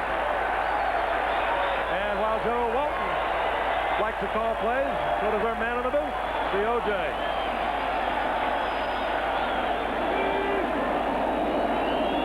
Jets have not beaten the Dolphins in 7 straight games, and they have not beaten them yet tonight. But you wouldn't know it from the reaction of this crowd. The Jets have a 13-0 lead. At an 80-yard, 11-play drive with a touchdown shot from 15 yards out. A beautifully thrown ball and a good move by Stone against Langford of the Dolphins. Leahy to kick off. You had a quick look at Lorenzo Hampton, the rookie from Florence. Vince Heffler down. This is Hampton. And Hampton out over the 27-yard line. Heflin lateraling back to Hampton. Let's take a look at Stone. Again, he doesn't have that blazing speed, but talking to Joe Walton today, he said he's a lot faster than you think he is. He just riveted Langford. He got right in his face, gave him a little move to the inside, one quick to the outside, and then drove off that right foot, and O'Brien was letter perfect. It's hard to believe that this kid Stone has only caught 2 passes in the previous 3 years. Knee problems. He has had a lot of knee problems. He has slowed him up considerably, but they have had to use him this year because of the injuries to both their 2 wide receivers, Lamb Jones and Wesley Walker. First and 10, the Dolphins. Tony Nathan. And Nathan to the 32-yard line for about 5 yards. It'll be second and 5. And let's take a look at that drive. Drive, of course, engineered with the physical efforts of O'Brien, Freeman McNeil, and the offensive unit, but all the plays called by Joe Walton. And, of course, the 15-yard touchdown pass. Beautiful blend of the run on the part of Freeman McNeil and the passing of O'Brien. Freeman McNeil is having a great night. Second down and 5. The Jets near the 32-yard line. Ron Davenport. And once again, the Jets defense swarms over the Dolphin offense. It'll be third and 5. We're going to pause 5 seconds and allow our friends all along the line to let you know who's bringing you the game. Channel 4, WTAE-TV, Pittsburgh.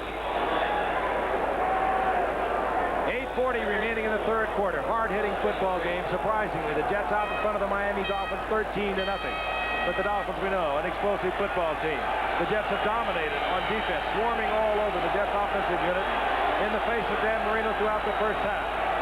The Dolphins have a third and 5. The ball near their 33-yard line. Again, the pressure. Gastineau with one hand, missing.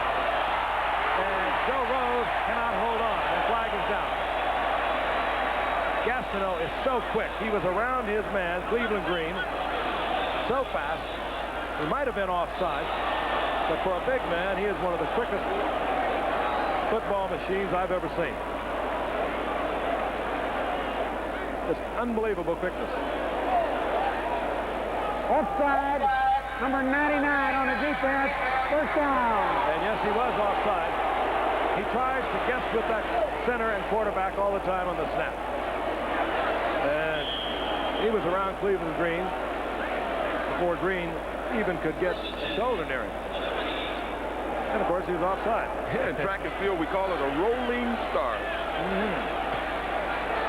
That gave the Dolphins a first down. Ball to the 38-yard line. Marino apparently trying to change it. The Jets can change defensively also.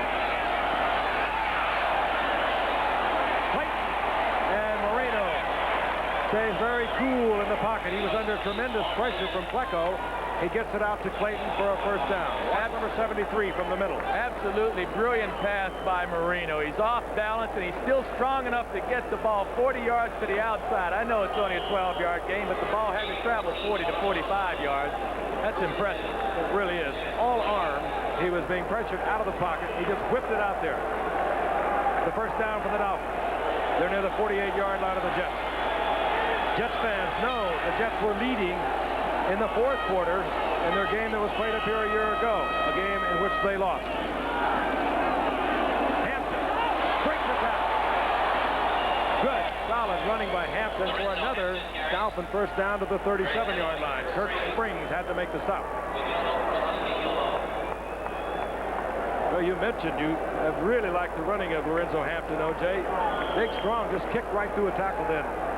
Well, you know, when I look at a runner, you see if he does the right things, even if he gains a yard or two.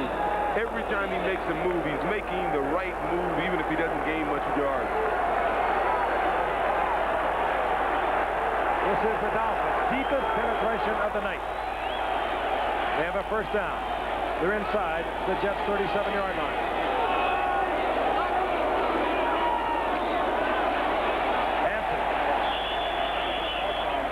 Gets inside the 35, a gain of a couple. Kyle Clifton was there first, the inside linebacker for the Jets.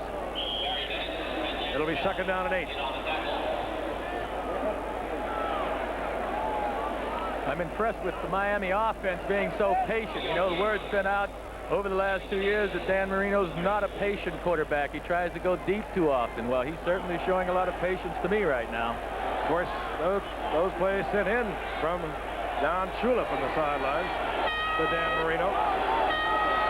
They have so much confidence in Marino. Pressure again. And it comes down. It's in the arms of tight end Dan Johnson. That ball was deflected. 2 Jets now slow getting up. In fact, 3 Jets were slow getting up. Marino came out of that melee in pretty good shape. Gastineau slow getting up. Johnny Lynn was on a safety blitz. He was hurt coming in to the game tonight. The ball deflected right into the hands of Dan Johnson. And Dan Johnson just about a yard short of the first down. And they continue now to look at Johnny Lynn, who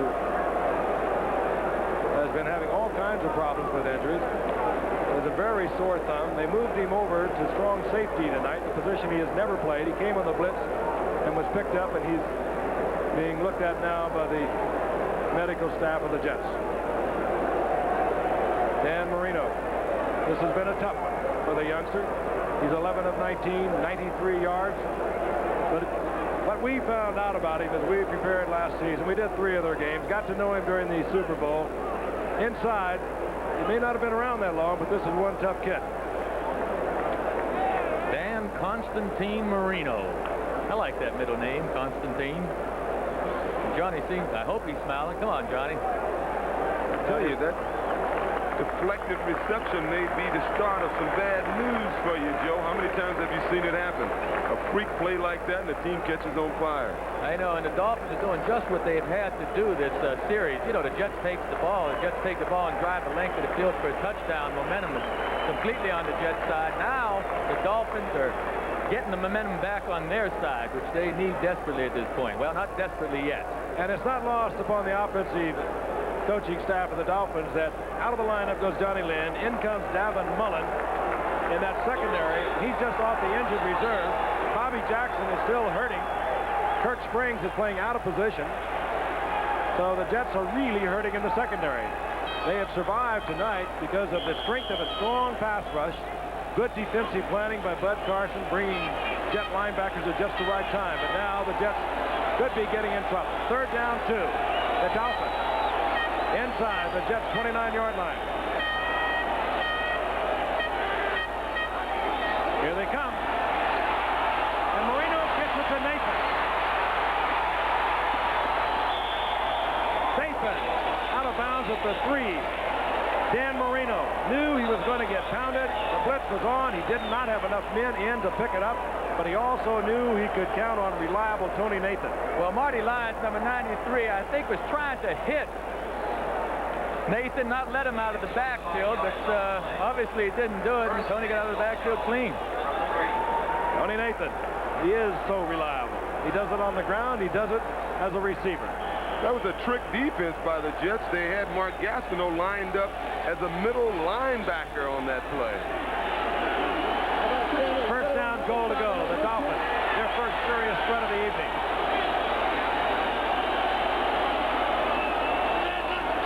On first down, inside handoff, Davenport. And Davenport uses his 230 pounds to pull his way into the end zone. And now the Dolphins have come back. They put their offense back together. They get the drive. And Davenport gets the touchdown. Now that was a pre-Marino Dolphin drive. Short passes and running the football. That's what we've grown accustomed from this Dolphin team. But Marino's changed things around the last 2 years, and they've gone back to being the old Dolphins on that series. Also, Joe Walton has gray hairs, and he's getting them from guys jumping offside. That's what kept that drive alive. Gastineau going offside. Claude Remain puts the upright, and the Dolphins take it 73 yards, and Ron Davenport takes it in, the rookie from Louisville. It's a different game now. So he led the NFL in kickoff return. He wears number 84, and he is dangerous from back there. Last year, he was caught 8 times by the kicker. That's an amazing stat. And there is the rookie from Louisville, the 6th-round draft pick that powered in for the Dolphins touchdown. Claude Remain to kick off. Humphrey is back there with Kirk Springs. Both of them capable of going all the way. Both of them have done that. They kick away from Humphrey. Springs in the end zone. It'll be a touchback. 5:53 remaining in the third quarter. 13-7 the Jets over the Dolphins. On first down, a plan with a lot of time and a lot of talent. And Kurt Stone is the receiver once again for a Jet first down out to the 38-yard line. Your evaluation of O'Brien, Joe? Rapidly improving, definitely becoming one of the better quarterbacks in the NFL, and it's going to take work. Quarterbacks do not improve sitting on the bench. But last season when he got to play, and this season he's improving really nicely. They're happy with him. 24th player taken in the 83 draft. Dan Marino was the 27th. O'Brien takes something off of it, puts it underneath to Johnny Hector. And Hector up close to another Jet first down, perhaps a yard short, as Bud Brown drops him near the 47-yard line. They said Johnny Hector has quick feet. He sure does. On that play, he's an excellent athlete. He's long jumped over 26 feet when he was in college. We watched him as a rookie when he had a tremendous game early in the season against San Diego. We were up in New England with him. He had another big game, and then he had a series of injuries that slowed him down. And then last year he came back a little bit, had some more injury problems, but he is healthy, and he's a good backup to Freeman McNeil. It's 2nd down and 1. But there's nobody on this Jet team that does it quite like this man, and he's having a superb night. McNeil gets another Jet first down near the 44-yard line. Blackwood and Brown, the safeties, making the stop. After the Cincinnati game, Robert Jackson, the defensive back for Cincinnati, said that McNeil is so quick, he can cut on a dime and give you 9 cents worth of change.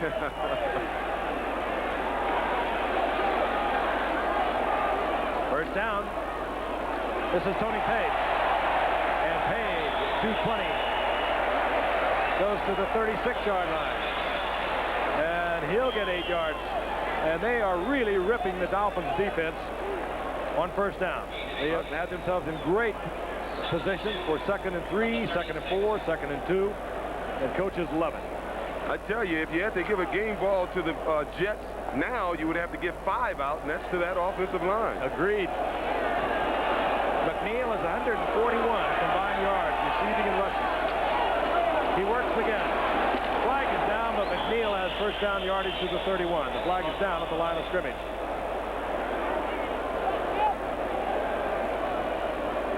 a little eager offensively. And they'll bring that back. The word is on the sidelines that Johnny Lynn, you're looking at him right now, number 29, has a twisted knee, and he may be coming back. Well, talking with Johnny this past week, he told me his wife Lori is expecting a child within a matter of days now, and he wanted me to say hello to both Lori and Ashley, and good luck. Lori and Ashley, is that what he's going to name? Well, that's his first daughter, little Ashley. Okay. The first down is canceled for the Jets.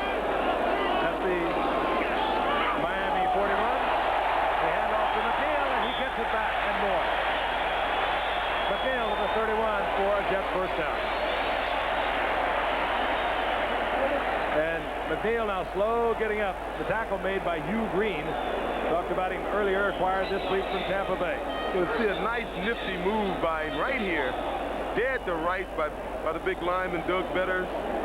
Great back like him. Give him this much room. There's no way one man is going to tackle him. McNeil takes a breather. He has 106 yards on 20 attempts. 71 came in the first half. And the Jets are driving once again. They have the ball at the 31-yard line of the Dolphins. Hector breaks the tackle, and Johnny Hector runs well to the 25-yard line. 6-yard pickup for Hector. Well, that was all Hector. We talked about him having quick feet, and that run was possible because of his quick feet. Incidentally, McNeil just, as you saw, ran for 106 yards. He's just taken over the lead in rushing this year. He just passed Sammy Winder. He's averaged 93 yards against the Dolphins in the games that he has played against them. And he has now become the most prolific 100-yard rusher the Dolphins have ever had against them. Second down, call it a long three. McNeil, speaking of quick feet. What a night for McNeil. Out of bounds at the 7-yard line. It'll be first down, goal to go. 17-yard pickup for McNeil. 123 yards on the night. 135 remaining in the third quarter, and he's slow getting up. The more you run a great back, the tireder he'll get and the better he'll run. This is a classic case of great running and a great job by the offensive line because they didn't allow any penetration, and it gave McNeil the opportunity to pick and choose where he wanted to go. So he had to put a head fake on one of his own men. Mickey Schuller, I think he became a spectator that last play. They give him a breather. He's all right. First down, goal to go at the 7-yard line for the Jets. They lead 13-7. Tony Page turns inside, and the Dolphins stiffen at the 5-yard line. Unfortunately, his third up, and Page apparently has tossed it up. From out of the pile comes the Dolphins. Now, what do they call? Got to get together with Red Cashin and his crew, and the Jets maintain possession.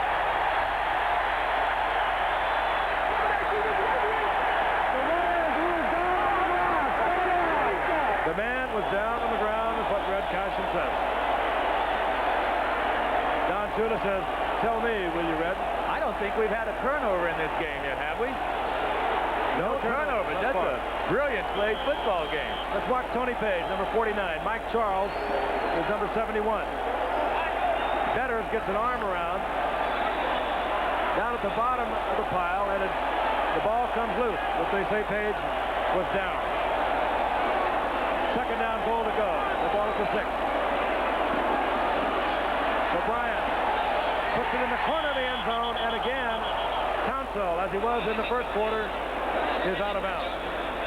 I was about to say 2 plays ago that unfortunately it's first down and goal to goal, and unfortunately this is when Miami defense is at its toughest. Twice in the first half, Joe Walton had his troops with a first down, goal to go, once at the 6, once at the 3. On each occasion, they had to settle for a 3-pointer. Kurt Stone has brought the play in. You saw Joe Walton giving the play to deliver to Ken O'Brien. And here it is. Third down, goal to go. The ball at the 6-yard line.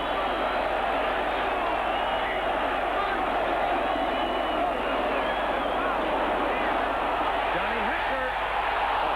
And Hector to the 2-yard line. And Joe Walton will send the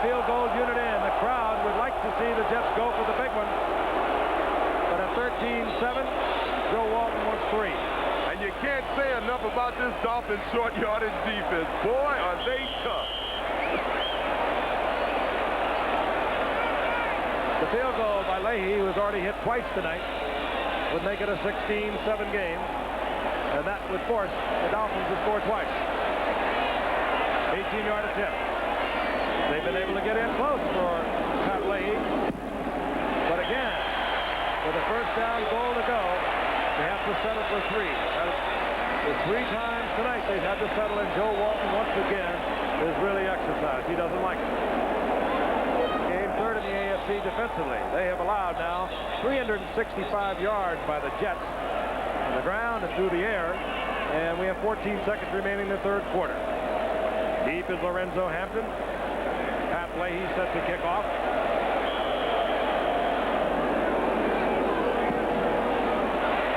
And Hampton is in the end zone. Mishandled it, so he stays there for the touchback. Saturday, CFA goes back to the very beginning of pro football.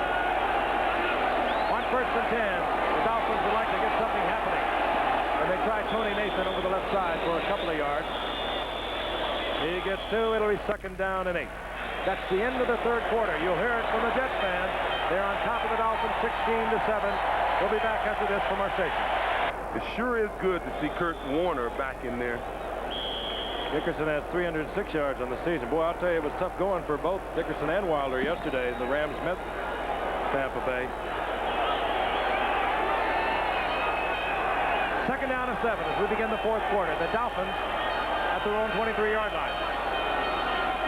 Dan Marino completely puzzled with the Jets defense thus far. He gets the ball to tight end Dan Johnson, and Johnson is hit near the 30-yard line. It'll be a Dolphin first down. Kirk Springs coming up there to make the stop, and a flag is back in the backfield, and that is usually where you get the holding call. See that flag go down there? Usually is going to be holding. Number 74 on the offense. Still 2nd down.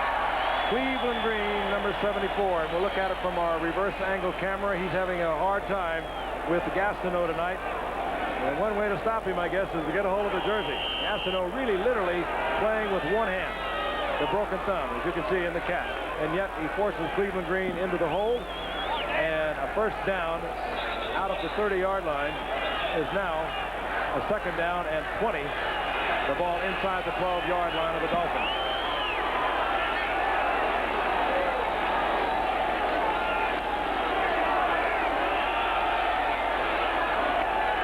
Lorenzo Hampton. Great play by Lance Mel. He used to play on the outside, played so well there. Now in the 3-4, they have him on the inside, but he's still making the great plays. And you hear about all the great linebackers around football. Well, Lance Mel just sort of labors in obscurity, but does it so well. I think even more so than Gastineau and Flecko, the change for Lance Mel moving to the inside has been a dramatic one. He had 5 years on the outside. Now he's in there where traffic is coming from every which way. 3rd down and 11.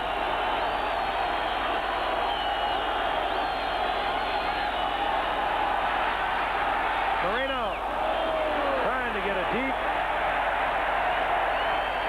Darrell Harris is the only Dolphin receiver. Pressure by Gastineau on Marino. At least he had to see Gastineau getting around Cleveland Green one more time. I still maintain that Dan Marino is accustomed to seeing people like Mark Duper with that 9-0 speed run down some of those passes. Duper, of course, out of the Dolphin lineup, as we mentioned several times tonight. Hairline fracture, the tibia of the leg. I don't know when they'll get him back. It's Kirk Springs and JoJo Townsend. This is Townsend. And Roby set to punt. High snap. Roby has to field it. And a beautiful punt. Townsend at the 25-yard line. And Townsend goes down out at the 38-yard line. Good return by Townsend. A booming to punt by Roby at 56 yards. And it was Brzezinski getting down to tackle Townsend. We'll be right. Are enjoying this tonight. The Dolphins have beaten the Jets 7 straight. The last victory for the Jets was back in 1981. Then they had a tie prior to that. And prior to that, the Jets had defeated the Dolphins 7 straight. Strange series and a bitter rivalry between the two. They usually dominate in the AFC East. The Jets have a first down and 10. The ball near the 38-yard line. They have a 16-7 lead. And O'Brien is back again. O'Brien takes out of bounds by Fetters, a yard short of a first down. Young kid O'Brien, perhaps a super night by this young quarterback, being overshadowed by a brilliant performance by running back Freeman McNeil. No turnovers by the Jets. By the Dolphins, for that matter. This is really an excellent football game. Well-played game. McNeil, 123 yards rushing. O'Brien looks over a 2nd and 1. McNeil just explodes through their line of scrimmage for a first down at the Dolphins 45. I said earlier that he's one of the quickest backs you're ever going to see, and you saw it right there. And when you work a back, I know I'm repeating myself, but when you work a back, any back, you let him run the ball enough to get tired, then he stops thinking and he starts reacting, and that's when he's at his best. At the 45-yard line, the Jets have done it through the air. They've done it on the ground. There is still in this game, the Dolphins are, however, because the Jets, when they get in close, have been unable to get it in. McNeil again to the 30-yard line. Another Jet first down. You're watching brilliant running tonight on the part of a healthy Freeman McNeil. Well, he's having the job done for him up front, and right now he just wants the ball. He is a little tired, but you see that there's no penetration. Before he ran 5 or 6, 7 yards before he even came up to a Dolphin. He's in the open field and he goes down. Actually, all of those yards you attribute to the offensive line. They did the job for him. And he hasn't done bad. First and 10 at the 30-yard line. He gets a breather. Johnny Hector, number 34. He, too, has been effective tonight rushing the ball. He's in there. Sprint down the sidelines, and Wesley Walker cannot get behind Judson.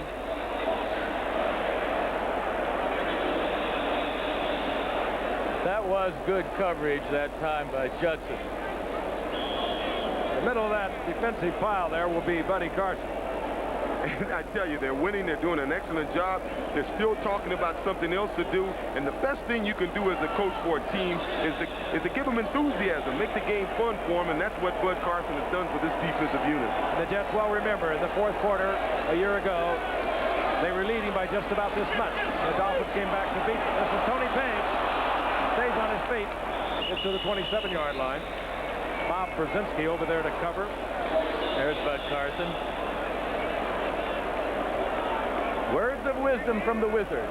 He was just off last year, kind of a consultant for the University of Kansas. He didn't get along too well out with John Malkovich in Kansas City.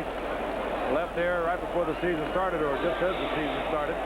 Took the year off, so to speak. And Joe Walton, in the conversation this morning, said he was just so delighted to pick up Buddy Carson. Of course, we mentioned earlier with the Steelers during their great years in the 70s, with the Rams in 79 at the Super Bowl. He's done a great job with the Jets, obviously. 3rd down, 6. O'Brien. Shulin. Another Jet first down at the 15-yard line.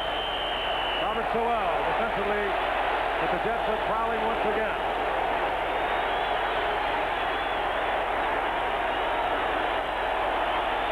Brilliant offensive performance by this offensive line of the Jets and Kenny O'Brien. He's just having a sneaky great night on his own, overshadowed by a tremendous performance by Freeman McNeil. That was his 18th completion of 28 attempts, over 237 yards and 1 touchdown. And another Jet first down near the 15. It was the defense of the Jets in the first half, and the offense here in the second half. Freeman McNeil again. Inside the 5, it'll be first down, goal to go near the 2.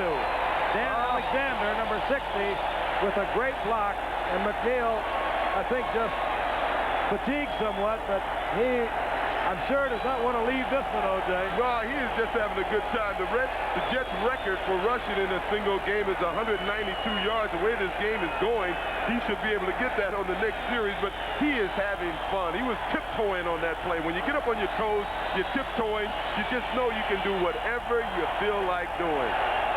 First down, goal to go at the 2. Once before, the Jets had a first and goal at the 3. They didn't get in.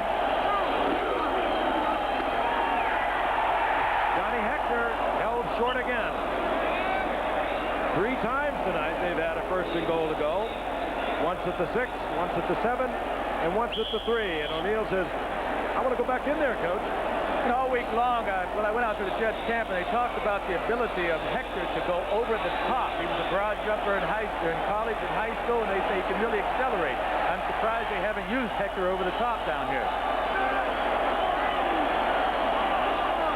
Second and goal. Hector short again. Hey, these Miami Dolphins. O.J., don't you want that over the top out of an I formation rather than split? A lot better, because when he jumped, he was jumping laterally instead of straight into the end zone. So you do have a point there. Sometimes they don't like to line up an I because it gives those blitzing outside linebackers time to turn that corner and catch the back before he takes off. Third down, goal to go. But I would run it out of the eye, Joe. Freeman McNeil is flanked. Tony Page has the football. Page pulls his way into the end zone.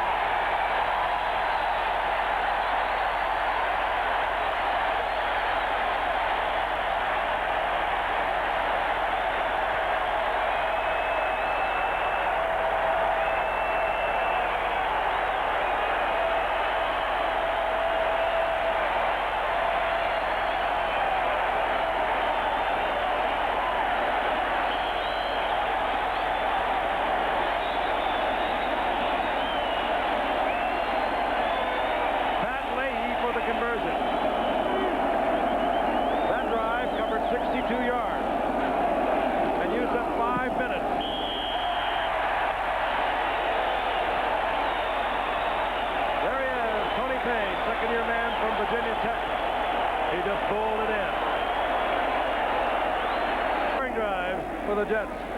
They've covered a lot of yardage. 80 yards as they opened the second half. Ken O'Brien hitting Kurt Zone.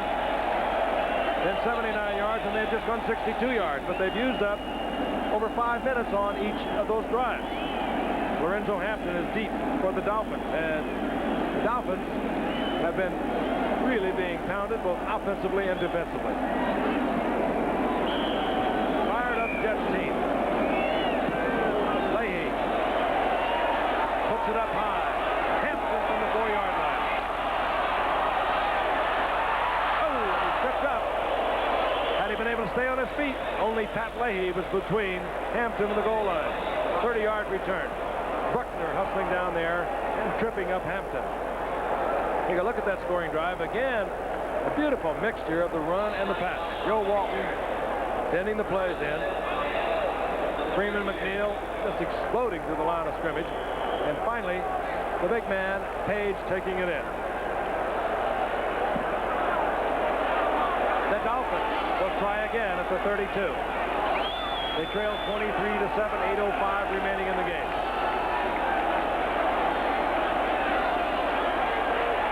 Nathan.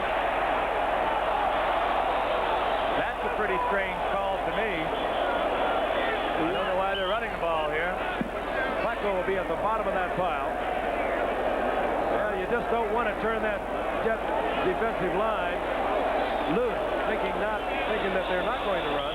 Well, I don't know about turning them loose, Frank. With less than 8 minutes in the game, you need 3 scores to win or to go ahead. I don't think you can worry about that Jet rush. Well, you have to worry about having a quarterback next week. Well, I guess so. That's giving up, and I don't see Don Shula giving up this early. Second down and 8. That's rather impressive.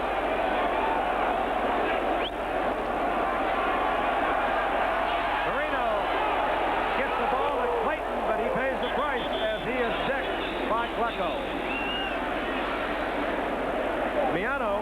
Mackey from Hawaii made the stop on Clayton, but it's a first down for the Dolphins there in Jet territory at the 47. Let's look at Clayton. Marino, just as he delivered the ball, was hit a shot by Klecko, and I'm surprised he was able to get up. Let's take a look at Joe Klecko. Looks like they're in a 4-man down line. He comes from the outside, and down goes Marino. That's Lyons, Marty Lyons. On 1st and 10.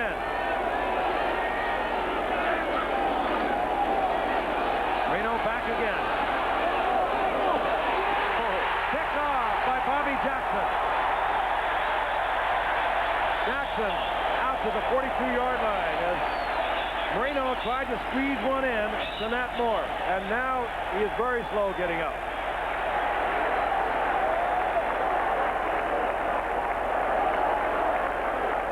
There's a scuffle at midfield. That's the 4th one we've had this evening. Dan's a tough football player. He's all right. A great competitor and a tough football player. There's Marty Lyons at the bottom of that. He was the man who pressured Marino 2 plays ago. And Marino was hit again as he released this one. And the personal foul. Offset, first down. Offsetting personal fouls. It happened after the play was over. So the Jets will keep the football. Well, what happened? Marty Lyons had Dan on the ground as Marty was getting up. One of the offensive linemen for Miami, I didn't get his number, charged Lyons, and Lyons just caught him, and both of them got offsetting penalties. There'll be better days for Dan Marino. We certainly know that. But they have been in his face all night long.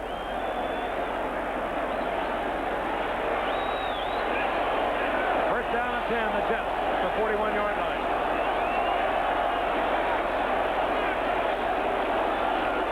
Freeman McNeil. Again, they run right. 2-yard pickup. It'll be 2nd down and 8. You know, I'm ticking away. I can't help believing, and I mentioned this before, the Dolphins defensive front really misses Bob Bumhauer, the nose tackle. They've alternated George Little in there with Mike Charles, but it hasn't done any good. Right now, George Little is in the game at nose tackle, and they've moved Mike Charles over to defensive right end. But they still haven't stopped the Jets' running game. Time remaining in the game. The Jets leading 23-7. The Jets at their own 44-yard line. Freeman McNeil hit hard at the 48-yard line after a 4-yard pickup.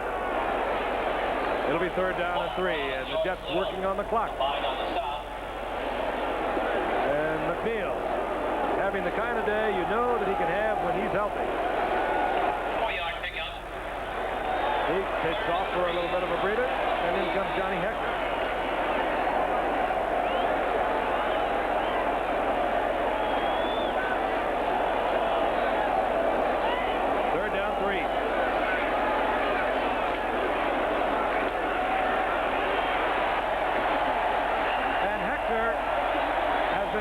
Every time he comes into the game to give a breather to Freeman McNeil. So I was saying he's been no day at the beach for Miami at all.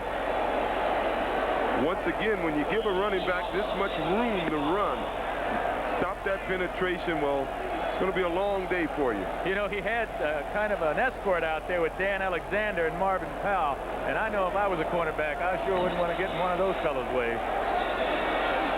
The first down for the Jets, the 41-yard line of the Dolphins. The Jets totally dominant tonight. Major dominance in defense in the first half, and offensively they have exploded here in the second half. McNeil, 5 more. It'll be 2nd down and 5. The Dolphins bench. They were 14-2 a year ago. They came into tonight 4-1, tied with the Jets in the AFC East. They, of course, went all the way to the Super Bowl before losing to the 49ers last year. And maybe somewhat exposed against the 49ers. Well, they're showing one thing tonight. Of course, we got Bowser out and Baumhauer out. Their biggest problem last year was stopping the run, and it seems to be a problem they still have this year. 2nd and 5. Freeman McNeil slips as he tries to cut back against the grain. Gets inside the 35-yard line. It'll be 3rd down and 4. Let me remind you that Sunday, October the 27th, one of the most unique and exciting endurance running competitions you'll ever see. Over 18,000 people will line up in the... Johnny Heckler, and Heckler has another Jet first down. That's amazing that Miami, obviously, they know all the Jets are going to do is run the football, and they still can't stop them. Joe Fields and Jim Sweeney just flew across that line of scrimmage that time and did a terrific job blocking. And a lot of people may be wondering, maybe this is the residue of Marino missing training camp. They're not in sync. This is a team that just got whooped tonight. Yeah, I believe so. I talked with Marino and Coach Shula yesterday, and they felt Dan was back to his normal style. I don't think training camp is hurting him now. You saw so much in the face of Don Shula a few moments ago. Johnny Heckler, another Jet first down on the ground. Seconds ticking off. Now, I tell you something. He ran by 2 offensive linemen at the line who didn't even block. He still took off, and he gained about 13 yards. Don Shula has seen it all. He really has. Over 22 years as a head coach, now in his 23rd year. Played with the Cleveland Browns, the Washington Redskins, the Baltimore Colts. Been to 5 Super Bowls, won a couple. But his team is being totally dominated tonight. The Jets are going to let it tick down to the 2-minute warning. For Joe Walt, who has reshaped this Jets team exactly how he wanted it, has suffered through 2 7-9 seasons. Things are looking up. Chicago, great time of the year to be there. Looking forward to the Green Bay Packers, who they are on their road back. And the Bears, along with the Rams, only 2 undefeated teams in pro football today. Final 2 minutes of this game. The ball at the Dolphins, 16-yard line. First down, 10 Jets. Johnny Heckler. And Heckler, he'll lose about 3. Great night for McNeil. I'll remind you on Nightline tonight, Freeman McNeil had over 200 yards in a playoff game against Cincinnati. Earlier this year, he's had a Jet record with 192 yards, and tonight he has 173 yards. And Johnny Heckler, had he been in there, might have 200. You know, I can't help believing Tim Beaucamper was hurt early in the game, and that may have been the major problem for the defensive line that the Dolphins have had tonight. They did move Mike Charles over to Beaucamper's spot and put George Little over the center, so maybe Beaucamper's absence had something to do with the Jets running the ball so freely. It might have been part of the problem, but this has been a combined effort on the part of the Dolphins.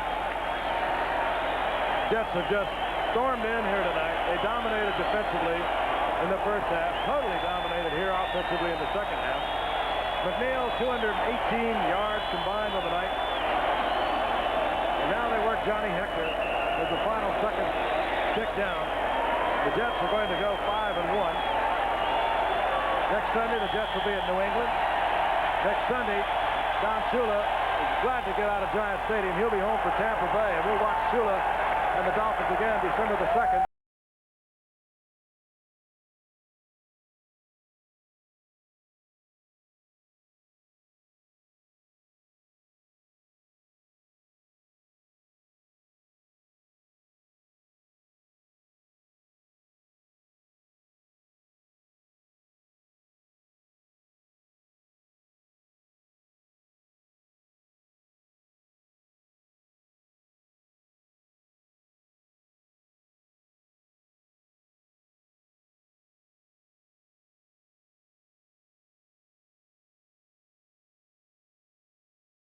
Table. Steve, over the years, the face of pro football has been altered by many modifications, but the battle for the line of scrimmage remains the essence of the game. It's still the place where games are won or lost. It's the pits. Well, you know, it's the pits, Harry. That's what the players call it. It's the battle of the trenches. And it's fought in an area about the size of a closet. And it's probably the most savage 3 or 4 seconds in all of sports. It's sort of like a very primitive game of chess because it matches heads as well as hearts. And for every move, there's always a counter move. We're going to take a 2-part look at the violent